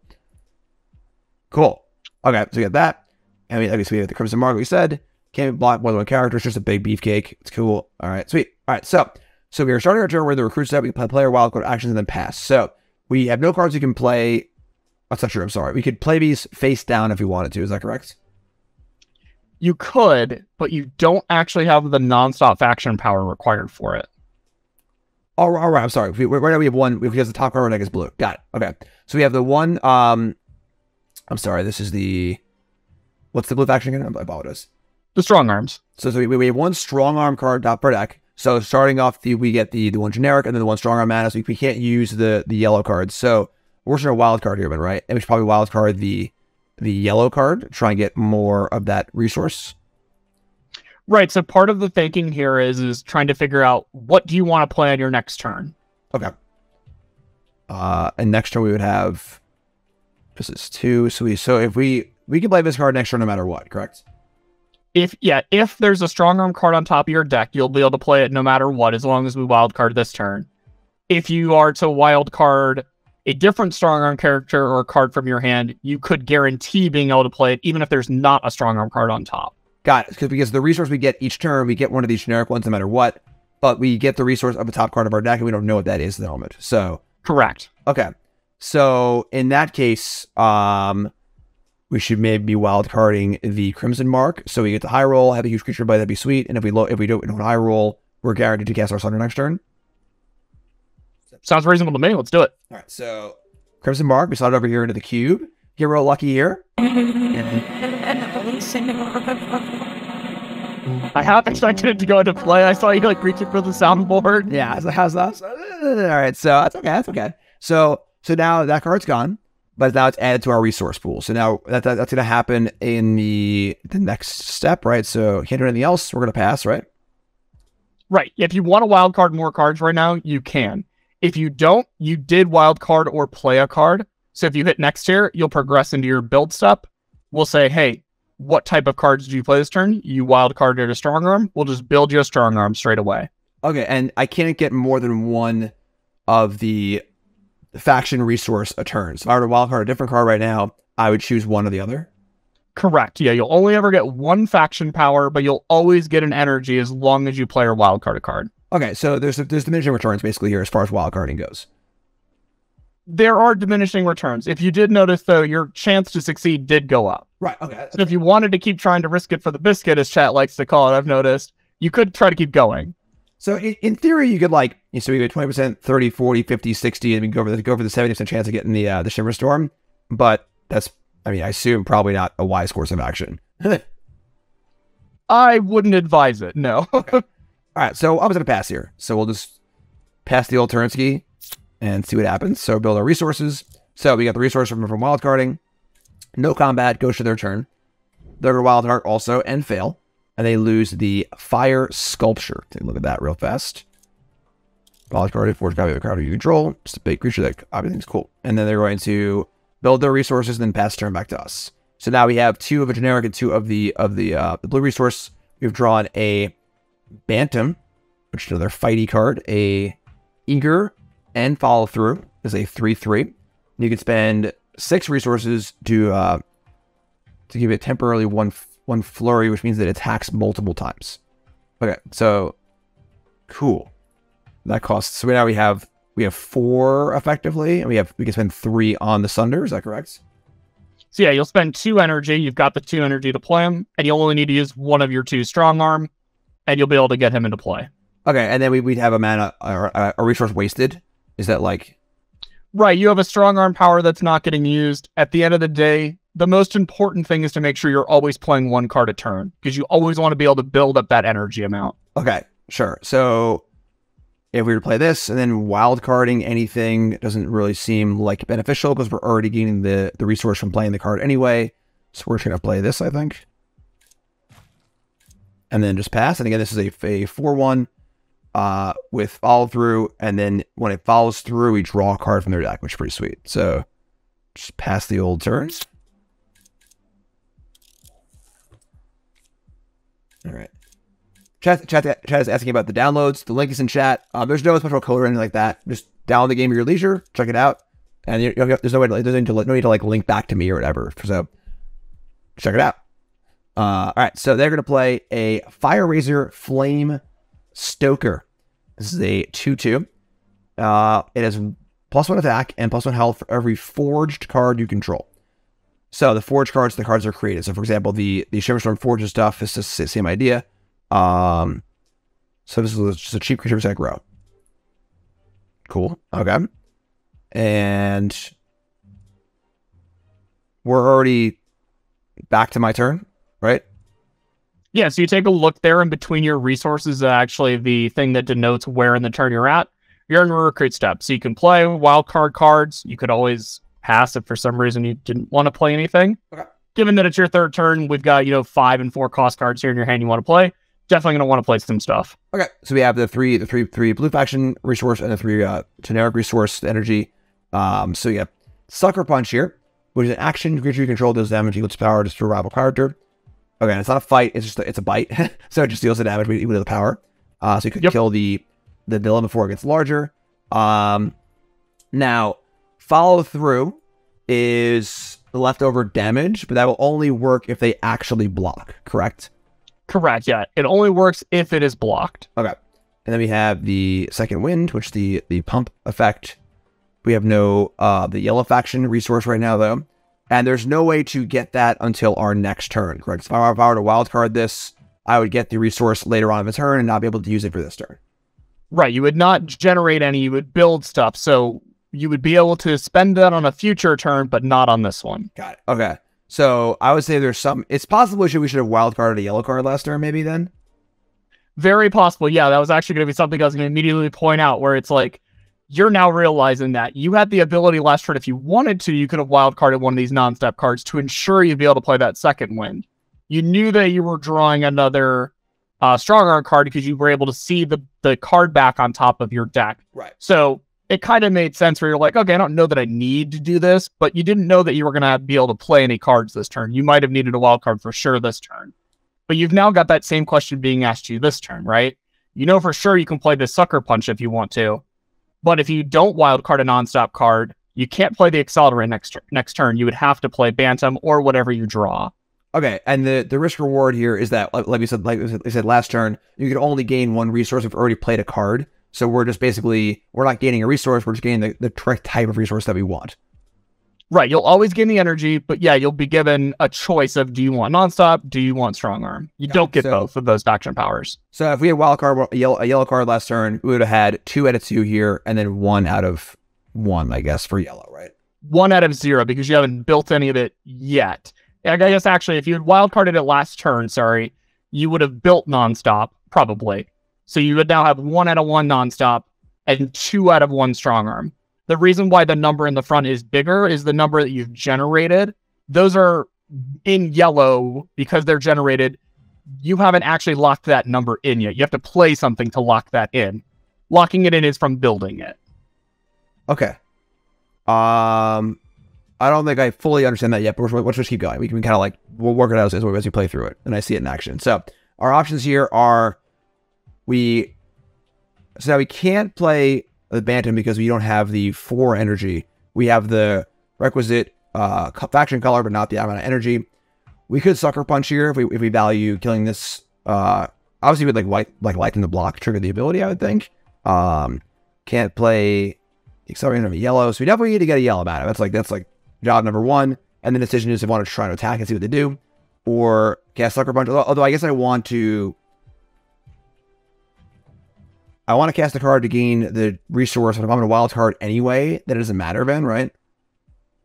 Right. If you know they're going to wild card anyway, you don't necessarily have to play the Sucker Punch this turn. If you wanted to, you could play it face down, hold it in play. You could also just hold it in your hand if you know for sure you're going to wild card something this turn. Yeah. Okay. So I guess we're going to wild card, and I don't really have a good conception of what to wild card. 20% to get the Shimmer Storm. That's kind of I do like a good gamble. I like good sweat, you know. And then once I wildcard this, I'll know if it worked or not, and I can choose to play the Sucker Punch anyway, right? Totally, yeah. If it succeeds and you're like, okay, I don't want to use my Sucker Punch, cool. It succeeds and you still do, cool. If it fails, same question. You always have the ability to wildcard as many times as you want. You can still play the cards. It's not going to prevent you from playing them. No gamble, no future. All right. Oh, that's fine. I'll allow it. So now we're at 30% for our next one. We have our yellow resource on the way. And now, so each player has 25 life, because now we're actually at like the real life totals of the game, not the tutorial. I guess we'll just kill this. I mean, it doesn't grow. I don't know how easy it is to forge cards or how many cards you can forge at once. Let's do it. So let's cast Sucker Punch. We're going to play it now. And again, Sucker Punch is character deals damage equal to its power to do a rival character. So we'll deal 4 to this. And let's do this. And we're going to choose our character. And then their character. Pow! Right in the kisser. And then that's going to die. And then we're out of things to play. So I mentioned we'll be moving into our combat step. Oh, sorry. Build step first. So we played our cards. And now we have the option as long as we play. So we played a card of each color. So we have the choice of which one we want. We want yellow here. So we can build that resource. So at this... confirm. Now it's over here. And now the building part. So you're kind of like building your pool of resources. That's the one on the right. But we don't actually have any yet. So the 0 is here. Right. Back up and you're replenished that next turn. Okay. So I'm sorry. Well, let's go over it again. So why was it that these were overbuilt to start the turn? Why was it Sure. So we had, we had built up 2 prior turns of the blue resource. But at the start of our turn, we were overfilled to 3. Why was 3 not 2? The top card of your deck. Oh, right. Got it. Okay. So yeah, always on the first turn, we've got to have some way for you to play cards. Part of that is you're going to get an energy and a strong arm power just for that turn from the top card of your deck. But that rule persists every single turn of the game. So on your second turn, there was a strong arm card on top. You had 2 out of 1 energy and 2 out of 1 strong arm. And you had the ability to play that Sunder that turn. Once you had played it, you were at 0 remaining energy. Then when you built, you went from 1 total built to 2. Okay, so there's actually 2 different numbers in action here, which I didn't really consider. I was kind of looking at it as like, oh, you either have energy or you don't. You spend it and then you're out and you get more. And the number on the right was just how much you get. But it's how much you get in addition to the top. The top card of your deck is not creating a resource for future turns. It's just saying this turn, you have this energy and you can use it. Right, exactly. Okay, cool. Okay, so then there is a pretty significant difference. And now the energy one, the green one, you also get one of those every turn too, correct? Correct. Every time you build, you're always building an energy. You don't select the energy. It's always given to you as long as you played or wildcarded a card. Okay, so then you start the turn. Say your surrender my pool is 3. Next turn, I'll start with 3. And then every turn, you're given 1 energy and then 1 of the top of your card of your deck. So I'll have 4 out of 3. Is that correct? Spot on. Cool. All right. So that makes sense now. Okay, sure. So right number is what we're the pool we're building, and the left number is what we have to use that turn, and then the additional is because you just start every turn with an energy and the top card of your deck color. Cool. All right. So Declare attacker step. Send in our Sunder. And we're done here, right? All right, so my combat damage. Oh wait, no, hold on. They gotta go. So they go. They draw for the turn. And they get their energy. They're gonna fire up a wild card. And so, why are they able to wild card before the blocks were declared? I thought the wild carding was like a. So wild carding isn't exclusive to the recruit step. Okay. You can also wild card in the before blockers. However, the types of cards that you can play there are limited. You can wild card or play your action cards there in your before blocker step to try to save yourself or try to boost up your characters or forge characters potentially.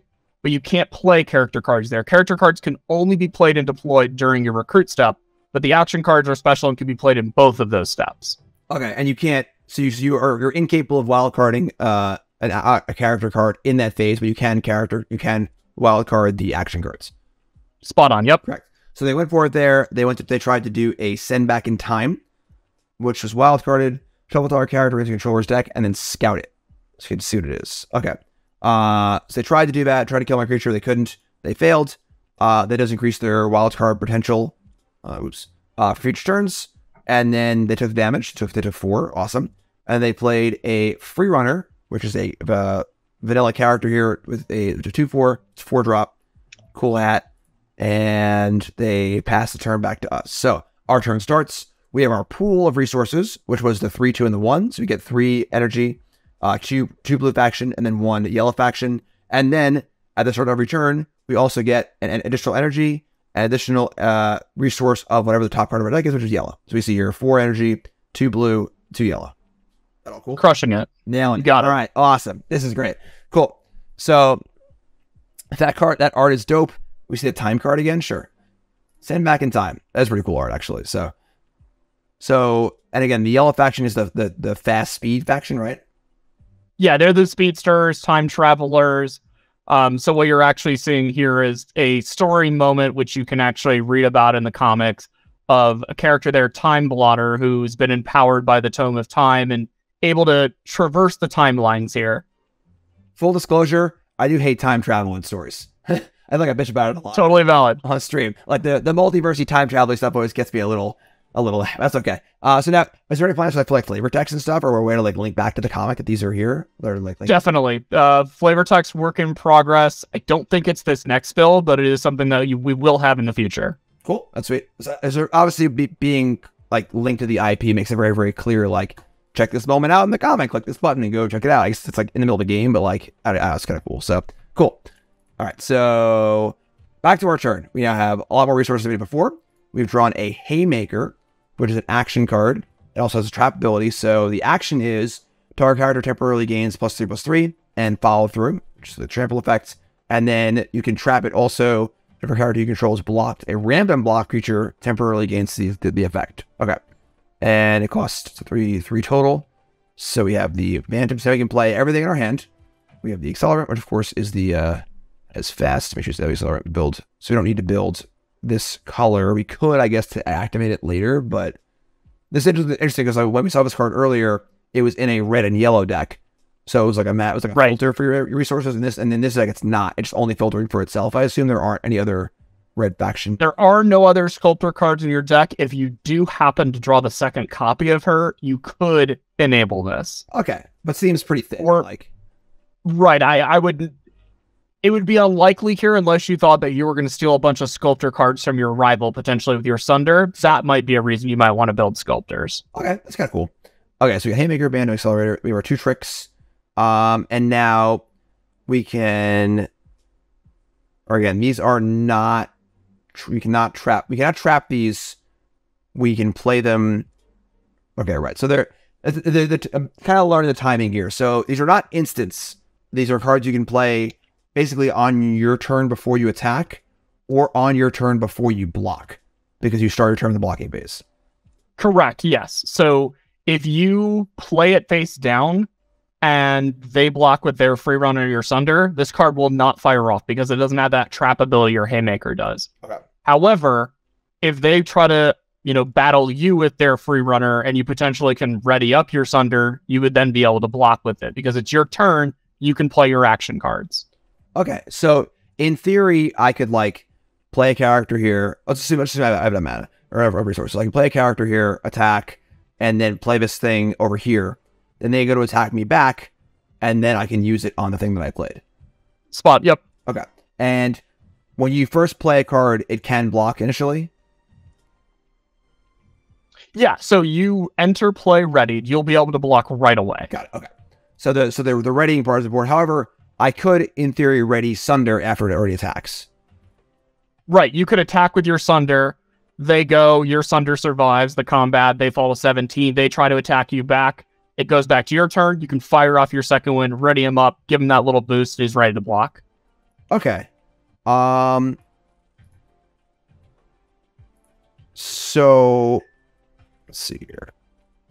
Can I do all? I can do all of this. So I can, in theory, trap the Haymaker, and then play both of these.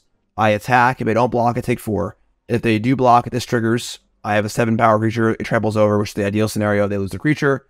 And then I can use these defensively if they were to attack me back. I guess if they don't block, if they block, then they wouldn't matter. And all the things that I play have to be played before I move to combat. Correct, yes. Your recruit step is the main time you're playing your cards, and it's the last time during your turn you're going to get to play stuff.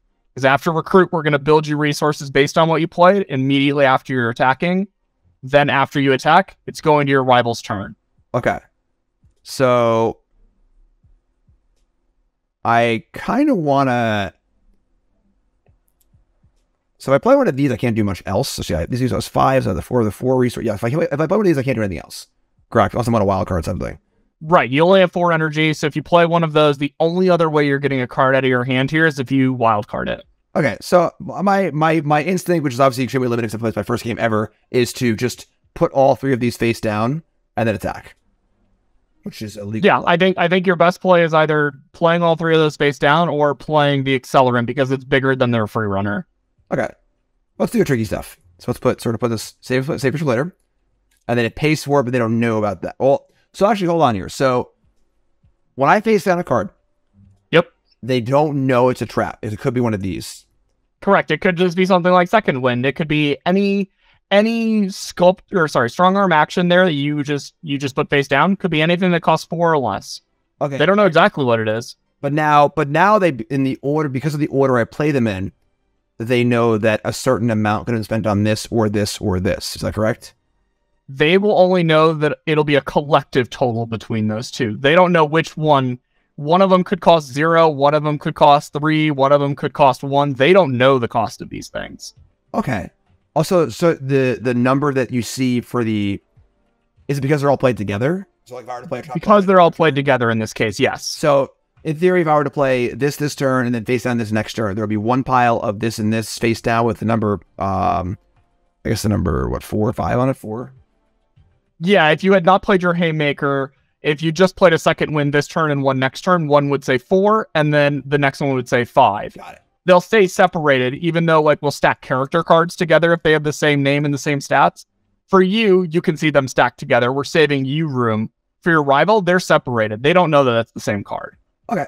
So let's stack all these up. So these are all stacked up, and I have my trap, which will happen if they block, and I have these, so I can use in defense in theory. And then let's just move to combat. And then we're going to build a resource. We already have 2 of the blue. And is there a way to go back to my... Yeah, if you hit back here, so now it'll show you the entire screen. You can scroll around and look at stuff. Okay. And then if you hit the button down there in the bottom right again, it'll take you right back to the build. Got it. Okay, so I guess we'll just build a yellow and diversify our bonds here. So sure, so let's confirm this. So now we built up our base of resources here. So now we have 4 energy and then 2 of each resource to our attack step. Let's send in our Sunder. Red zone. I also like building nonstop here just because you know there's a nonstop card on top of your deck. You don't know what it is, but cool. You know something's coming up. Right. I did not even consider to look at that because why would I? You know, from playing prior games. So that's cool too. Okay. So there's not going to block. Okay. Now, why does this have 4 power now? So they buffed it up with Accelerate. Now a 4/4, it's going to have Evasion here as well. Got it. and they decided that they're going to give you the business. Okay, so they, while I was talking, they just cast a buff spell, basically. Yeah, they wildcarded that Accelerate, and they were successful. Okay. Oh, they wildcarded. Okay. All right, so that's lucky. All right, so it's +1 and 1. So now I would need to play both of these to block here and win the combat. And then I've also... You wouldn't even win it, actually, because the Pyrotechnique has 3 attack. Even if you use both your second winds, you'll only get up to a 6/3 here. Basic math. I got it. You could, however, if you want to, you could actually second wind your Sunder to ready it so that it could block, and then also use your Haymaker. You won't be using it on offense, but you could use it on defense here to get the +3 health, just so you would be able to win the combat then. Oh, so this doesn't need to be trapped. Doesn't need to be trapped. Once it's there, it's not locked into doing that. You still have the ability every time it's a before blocker step or every time it's a recruit step. Any of those actions over there that have an ability outside of their trap ability, you can fire off. Okay, see, I didn't process that. I was like, oh, it's trap. Okay, cool. Okay, and then so we can spend both of these cards, use this and block this. That would be +4. It would be an 8/5. Cool, let's do that. So now you can't block that one though. That one does have evasion. Oh, I can't block one. Okay, sure. Right, the little ninja icon there in yellow to the left of the card. If you click on that. I'm sorry, what icon? So yeah, right click on the card there and then you can click on the evasion. Got it. Okay. Got that one. So you actually can't block this right now unless you find a character with anticipate or evasion yourself, which you did draw one, but you can't play it right now. Where did this come from? Why did I draw this? It's your turn now. Oh, right. The turn structure is getting you, Jim. We'll get you there. We'll get there. All right. I feel like I was doing really, really well until this turn cycle. And it all fell apart. I forgot about traps. I can't do basic math. I don't know where my cards are going. I don't know which turn it is. We're good though. I'm good. Shake it off. We're good. All right. So we're in the start of our turn, which is our defensive step or before blocker step. If I want to block here, I have to ready this using one of these tricks, and I need to use this to ready it. And then use this to bump it up so it would actually survive the combat. This is just a 3/1, which is not... Sorry, I had words on it. Wasn't this card we saw before? Did it have this ability before? Different version of it. Okay, let's explain that. So what do you mean different version of it? The one in the tutorial is his name is Phaeton Jr. We did use the same art for that one. We're going to change that in the future. Those are actually different cards. We were worried exactly the scenario that you're running into right now. Like, oh, I remember that. That's a 3/1 Eager. Yeah. It is different. We just didn't want to have this ability on it in the tutorial and have it all of a sudden confuse somebody and they're like, oh, what does Arise mean? What is this production thing it's talking about? What does that plus sign there mean? Like, we just wanted a simple 3/1 Eager. So we just decided, hey, we'll reuse the art piece for now and make a new card. But it is something that we know exactly the confusion that you just brought up. Got it. We're going to change that in the future for sure. Okay, cool. Yes, I was like, oh yeah, I know that one. Oh yeah, I know him. Yeah, we've done stuff together. We're aware of each other. All right, so this card is a 3/1, and it has, when it arrives, if you have 6 or more production, you draw a card, which they did not. So correct. They only had 4 at the time, so they did not get to pick up an extra card. That's kind of a cool card. Just like a nice early beater, but also has value late, which is kind of cool. Yep. Okay. Sweet. Chat wants the new art to be just this character as like a 6-year-old. Mike, I'll let our art director know, and we'll see if we can get that approved. I don't know the BDM's gonna like that though. I mean, when do the emergence powers manifest? Like the X-Men is like in puberty or whatever. Like, are they born with fiery hair? And when does it like? That's a great question. I could be totally wrong on that. This is just my understanding from talking to a bunch of folks on the comics team and the creative team, is essentially they can either acquire them or they are born with them. But the acquiring, I believe, has to be done through some sort of genetic modifications. Okay. Of course, the very first ones had to be genetically modified, and that is something that you can learn about in the comics. I don't want to spoil that for anybody. Sure. I think it's a pretty cool big reveal. So if you read those, you'll learn how the first ones came to be, but my understanding is thereafter it's largely via genetics. Okay. Cool. All right, so let's see here. So we need to make our Cyborg 25. These also cannot block on our opponent's turn, so they are there. We have a 1/1. I'll show you this card. So character student evasion, so this can block the 4/4. When you wildcard this, wild after image here and there, forge an after image here or there without this ability and put it in your hands. Should a copy of it. Okay. That's kind of cool.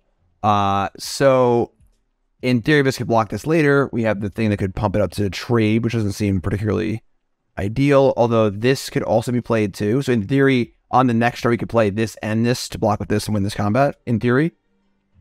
Yeah, so like on your next turn, on this turn, if you played your after image, they attacked, and you're like, defensive haymaker, defensive second wind, eat your free runner. Cool, totally. That would wreck them. We have 2 other creatures in our hand. They have 3 cards in their hand. I mean, it's gotta be. I have to use a spell to block here though too, so I can't just block for free. Right. Yes. And then next turn we're gonna have 5 energy. We're gonna have 3 blue and 2 yellow. Correct. Yep. So we can play 2 cards next turn. Correct. Band of follow through. It's a 3/3. This is the 5/3. Has eager. So we're deciding if we want to race here, want to be defensive, etc., etc. And this is kind of a big differentiation point. You notice how you're doing all this thinking now in your blocker step? Yeah. It's totally different from other games where usually it's like you draw your card and all of a sudden now it's like, okay, I have to figure out my plan for the turn. Yeah. You drew your card, but you're ready to defend yourself, potentially using up some of your actions. This is where combat gets complicated in our game. This is where a lot of the strategy kind of unfolds is you have no resources available to you. I guess you have 1 strong arm power you could use. But in reality, it's all just these cards that you have on the side and figuring out how am I going to play out this next recruit step. Okay, so we have the 1 leftover resource from our prior turn, but what could we even use that for? Only abilities? Abilities, if you have them, of course you don't have any right now, so it's really just up to the action cards you have in play. Okay. All right, so it is kind of cool to start your turn and you're not like, okay, what do I want to do? You're like, oh shit, here we go. We're in it, you know? Okay, so let's just take it. I'll take it, play the haster, play the smaller creature, and just attack for 9, I guess, and have a blocker back and see what happens. Let's do it. Alright, so pow, take a huge hit down to 18. So you're gonna replenish step. That's where all of our resources come from. We have 5 energy, 3 blue, 2 yellow, top card's blue, and now we're going to be doing some stuff here. So we're gonna play our accelerant, and we're gonna play our afterimage using all of our resources except for we're gonna have 3 blue left over, which is just not going to be used for anything, I guess. And then we're going to attack, and then we're gonna have tricks on defense, and just see where it takes us. To see how this eager follow through. Oh, this also has the eager ability. So. Yep. Okay.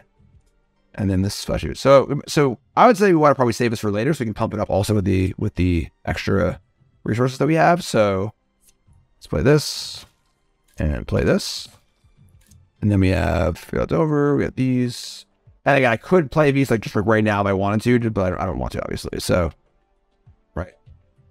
Yeah, like if you wanted to fire them off as a permanent +1/+1, you will make use of the readying because your character's already ready. But you totally could do that if you wanted to. All right, let's just hold those. So let's swing. We're gonna build the yellow. I think building red seems a little unnecessary, so let's get rid of that. So we build up our pool of yellow.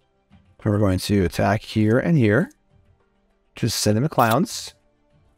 Beat down. And so they're gonna start their turn. They're gonna wild card before blocks. They wild carded another send back in time. Gone forever. Now, why is their percent only 10? It just hasn't updated yet. There are some issues here with the client in terms of timing when it'll update certain things. The updates will usually happen when you get a chance to do something, which of course is not until your turn. It should, however, be updating right away. Okay. So it's just a visual glitch right now in AI games. Okay. That's only for AI games too? Right, so in a player game, if your rival had wildcarded there, they would immediately be prompted for a new decision, at which point it would update. Got it. Okay. All right, so they're serving back. Here are the attackers. We've drawn our card per turn. It's our old freshman buddy. And now we are in our blocker, so we can play our abilities. Right now, both of these creatures our characters are unable to block because they are currently exhausted. What's the terminology? Unready. Unready. So we have 2 unready creatures, and we have our 1/1.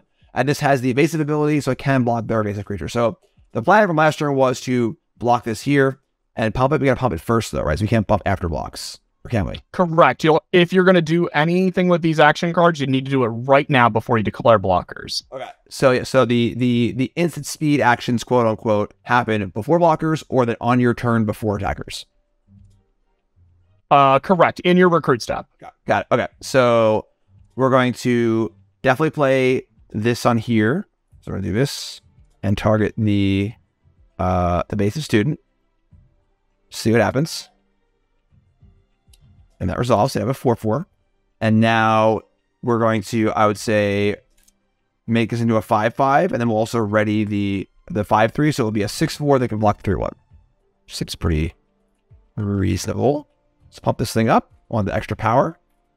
So it's 5/5. And we'll use our last trick on the what's the name of this card? The accelerant. Accelerant, got it. Okay. The accelerant. This is going to make this into a 6/4, and then also, most importantly, re-ready it so it can block. And now we're in block. So it looks like pretty good blocks for us. And then how does so it just automatically blocks the last remaining creature? So in this case, because there's only one character she can't block the evasive character. If you're going to select her as a blocker, we assume that you wanted to block the pyrotechnic. So we're making the block for you. Got it. Whereas the first one, you had the option because it could block either. So we had you go ahead. Hey, which one do you actually want to block? Got it. If you wanted to, you could double block the pyrotechnic here. We're not going to stop you from doing that. Obviously, you just went through the whole work. I assume that you want to block their free runner. Right. Okay, so how does double blocking work? Is it just similar to Magic where they assign the damage? So it'll actually, there's a formula basically that'll assign the damage. It's always going to try to destroy the best character. So in this case, they can't destroy any of your characters. You have a 5/5 and a 6/4. Doesn't really matter where they assign the damage. But if you had like a 1/1 and a 3/3 blocking their 3/1, it's going to say, hey, the 3/3 is probably better. I'm going to kill the 3/3 off. What is the intelligence behind that, though? Because say the 1/1 has like some ability where if it dies, then you lose the game or whatever. Like, you know. Basically, there's a formula value that we put on it to help indicate like how strong the abilities are. And if the ability is crafted to it, it can pump that up. Okay. So then that's just a thing done to like kind of reduce clicks to kind of keep the game flowing a little better. Exactly. We don't want it to be a thing where the whole goal is when it's not your turn, you don't have to worry about anything. It's all on your rival outside of they've got to worry about your traps. But again, you've already played those. You don't have to activate them yourselves. A lot of it is, can they figure out how to dodge your traps and your tricks going on? Cool. Let's smash this combat. You love it. So I think the got destroyed there. Yeah, that's massacre. Love it. All right. So now, of course, we're still in our turn. We won the combat, and now these creatures that blocked can also attack too, right? Yeah. So you immediately healed up after that combat. You gained back those resources. Those characters are ready to brawl again. If you want to attack with them, get in there. And they have right now. They have what should we? Incoming 1, slow 1. What's this? So if you click on slow there, basically what's going on here is slow cards are cards that get deployed, but then they cancel their deployment. They take some time before they get to do their effect. So in this case, your rival is playing a card that has draw 2 cards, but it's going to take 1 turn to resolve. So right now it's incoming, and in 1 more turn, it gets to fire off its effects. Got it. So incoming is not an ability. It's just the denotation of the slow ability. It's the tick down timer, basically. Okay. So there can be, we could make one of these that said destroy all characters, for example, but maybe it has slow 2 on it. So you've got 2 turns of, this thing's happening. Can you destroy it? Can you bounce it back to their hand? Can you find a trap so when it gets deployed, it'll get, erased from the game? Stuff like that. Okay, so we have this delayed card draw spell, and then we have currently 1 trap here that costs 2 or less. Obviously, I have no basis of knowledge what that could be, but if I knew the game better, I would know the potential of things this could be. Right, you would be able to figure out the handful of different cards that it could be. Okay. And this says haste also. Is it bad that I want to wildcard a card just to try and Mize and just feel like I got wildcarded a card successfully? Go for it. Let's do it. Fresh, we get in there. We did it! Got him. All right. And then we'll just cast our Bantam the old-fashioned way, and then move to combat, and then just Leroy across the select all. Love it. And this should probably do it. Most of this card is really tricky. There are some pretty powerful traps, but I will let you know there's not one in that faction that's going to stop that attack. Yes! Victorious! All right, cool. Now, Still undefeated. Here, what is this up here? That is the very primitive version of the quest log. So we'll have an update for this coming in a future build. But basically, every card in the game is going to have some number of quests, and those quests key into what we call our chrooming system, which is a special cosmetic set of upgrades that each card has. So all of the free set cards will have 2 quests where they can update their frame into a special frame based on their faction, and they'll have a special title based on their faction. But then other cards will also have access to at least 2 quests, and some of them can unlock alternate art, special sound and visual effects. Yeah, basically it's unlocking just cool cosmetic upgrades for your cards. Can we see what's in the collection? They're not there yet. Okay. They're going to be there very soon, though. Okay, so I have my freshman student or whatever it was, and if one of the quests is like deal 20 damage over the course of however many games, whatever, it hits that threshold, it checks the box off, and you'll be able to see in your collection that your freshman student is done. Right, you can now go into the collection, and for that given card, you could change it from the base frame to the upgraded frame. Or if you unlock the title, you could change it from the white title to the gold title, or what have you. Cool. Now, and it's on a per card basis. Okay, so let's talk a little bit about the cards itself. So so you have the base set of cards, which are the cards you get for free when you download the game. So free to play, these are your base cards, and then collection wise, so now you are first hand market, you are buying the cards from Immersion directly, correct? Right, so yeah, you actually just go to emergencetcg.minterpop. You can check out all the cards for sale there. Let's make up a hypothetical situation. A card is being sold for $1. You go spend $1, you buy the card, reload your client, your card's there in your client. Imagine after some amount of time, you're like, hey, I don't like this card anymore. I want to build a new deck, whatever it may be. You can always sell the card back to us directly, just like you would selling a physical card back to a card store. But rather than it being like 30 cents on the dollar, we buy it back for 90% the current buy price. So if you bought that card for $1 and you sold it back 5 seconds later, you get 90 cents back for it. Right. So this is what I was saying earlier about how the game, in a lot of ways, while it is a digital only game, it parallels paper cards much more than a game like Hearthstone or a game of Magic Arena, where you just kind of have this account and you buy these cards and they're just there, and that's it. Yeah, there's a lot of feelings a lot of people on the team have had about that experience over the years, where you're putting money into a black box and you can't ever get it out. And sure, you can have fun playing those games, but at the end of the day, your investment is gone. Like the $100 that you spent, you no longer have that $100. And this game, if you spend $100 on cards, you always have the option to sell it back to us later and make back some of that money. It's not, a sunk cost, if you will. Like the cards can obviously be sold back to us. You can always trade them with other users too. So those quests that we were talking about, where you can unlock and upgrade them, if some other player hasn't been able to unlock one of those upgrades on one of those cards that's tradable, you can always trade it to them, and that might have a different value than selling it back to us, because you may have unlocked some super awesome alternate art that player really wants. Cool. So yeah, it's like I said, it's very similar to paper in that regard, where you're buying and selling, and then the individual cards have a tangible value.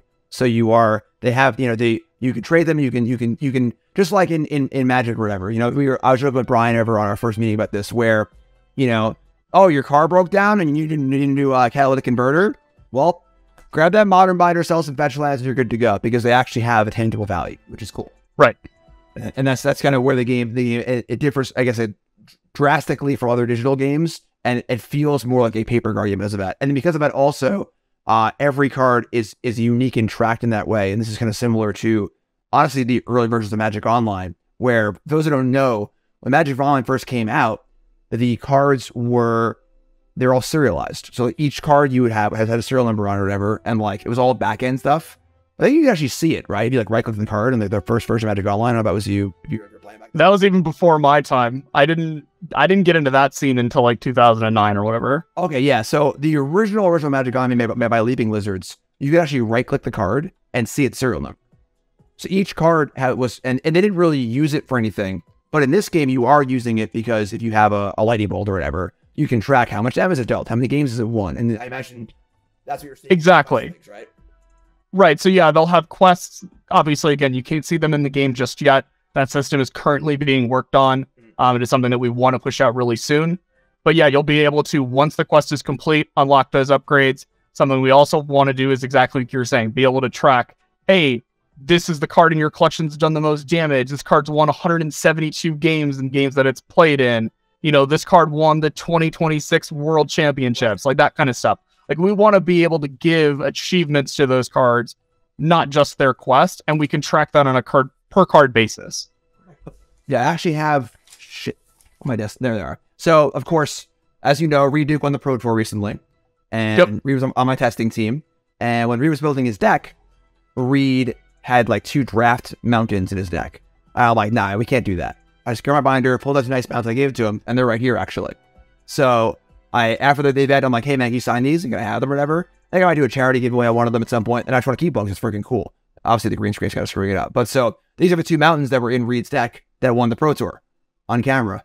And like, it's the same thing with this, where if you have a Scorch, the Lightning Helix that won for the Pro Tour or whatever, the Scorch that won the Emergence inaugural championship, whatever, like that card is not just some, whatever nondescript Scorch. It's the Scorch that won the way, which is really, really cool. Exactly. And we want every one of these to be important to people. So like that is part of what is important to us about the cosmetic upgrades, being able to choose those, being able to, fluidly move in and out of decks. Like, you end up playing with a deck and you're like, okay, I no longer like this deck. I want to be able to buy a new one. We don't want it to be a thing where it's like, okay, gotta go get the credit card out, put $200 in, buy these things, open up these packs and hope I get them. It's no, you simply go to, the Metropop page for Emergence TCG cards. You're like, okay, I want 3 Fortune Tellers. I click on Fortune Teller. I change the quantity to 3. I click buy. There, you literally restart your account and they're there. There's none of this buying packs nonsense. It's just point and click the card you want. You've got it. Cool. Sounds sweet. All right, sweet. So I think this is a good spot for us to wrap up for the day. I mean, we've gotten our feet wet. We played some games. We got into the games a little bit. I'll be doing 3 more streams like this, kind of go over the game. I think I'm going to have Paul on the next one, I think. Sweet. I think that's the plan. So maybe we'll have Corey back. Honestly, this was like super helpful having you here, be able to talk to everything with you. It was really, really cool. Obviously, you're a great guest as well. So obviously, thanks to Corey for coming on. And we'll do a few more of these streams as well, which is kind of cool and get a little more into the game. We haven't actually, I feel like, done anything yet. 2 hours has gone by, but like realistically, we've just sort of, scratched the surface and, we played the one bot game and now we're starting to get into, oh, okay, this is how we want to do this and that. Oh, this is how this works. Okay, return structure and so on and so forth like that. So I'm kind of pumped to see like how a real game looks, which is kind of cool. So that's awesome. So once again, the link is in chat to download, watching on YouTube. The link is in YouTube. Yeah, we're going to keep rocking and rolling. I'll also be doing a more YouTube friendly video, which will be about 10 minutes long, kind of explaining the game as well. That'd be a lot of fun to do as well. Look for that one on YouTube also. And yeah, Corey, appreciate you coming on. Of course, look for the content and then download the game. Again, free to download, check it out, and the links are all available. Any parting words, Corey? That was a pleasure. Thanks for having me. Looking forward to see what you and Paula do next time. See what your first deck building experience looks like, your first PvP match, and looking forward to hearing if you enjoy it once you actually get into the depths of it. As I know you're somebody that once you get into the weeds, you're going to enjoy something a lot more than just the surface level where you're at now. Right, where I actually understand what's going on. Right, yeah. Yeah, that's it. It's like, it's the Neo Morpheus. It's your first step into a larger world or whatever. So very much that. Awesome. So YouTube folks, love you. Like, comment, subscribe. Look for the other videos we're watching on stream also. You can see us on stream as well. And look for the nicer, fancier edited video as well too. So YouTube folks, peace. Have a good one.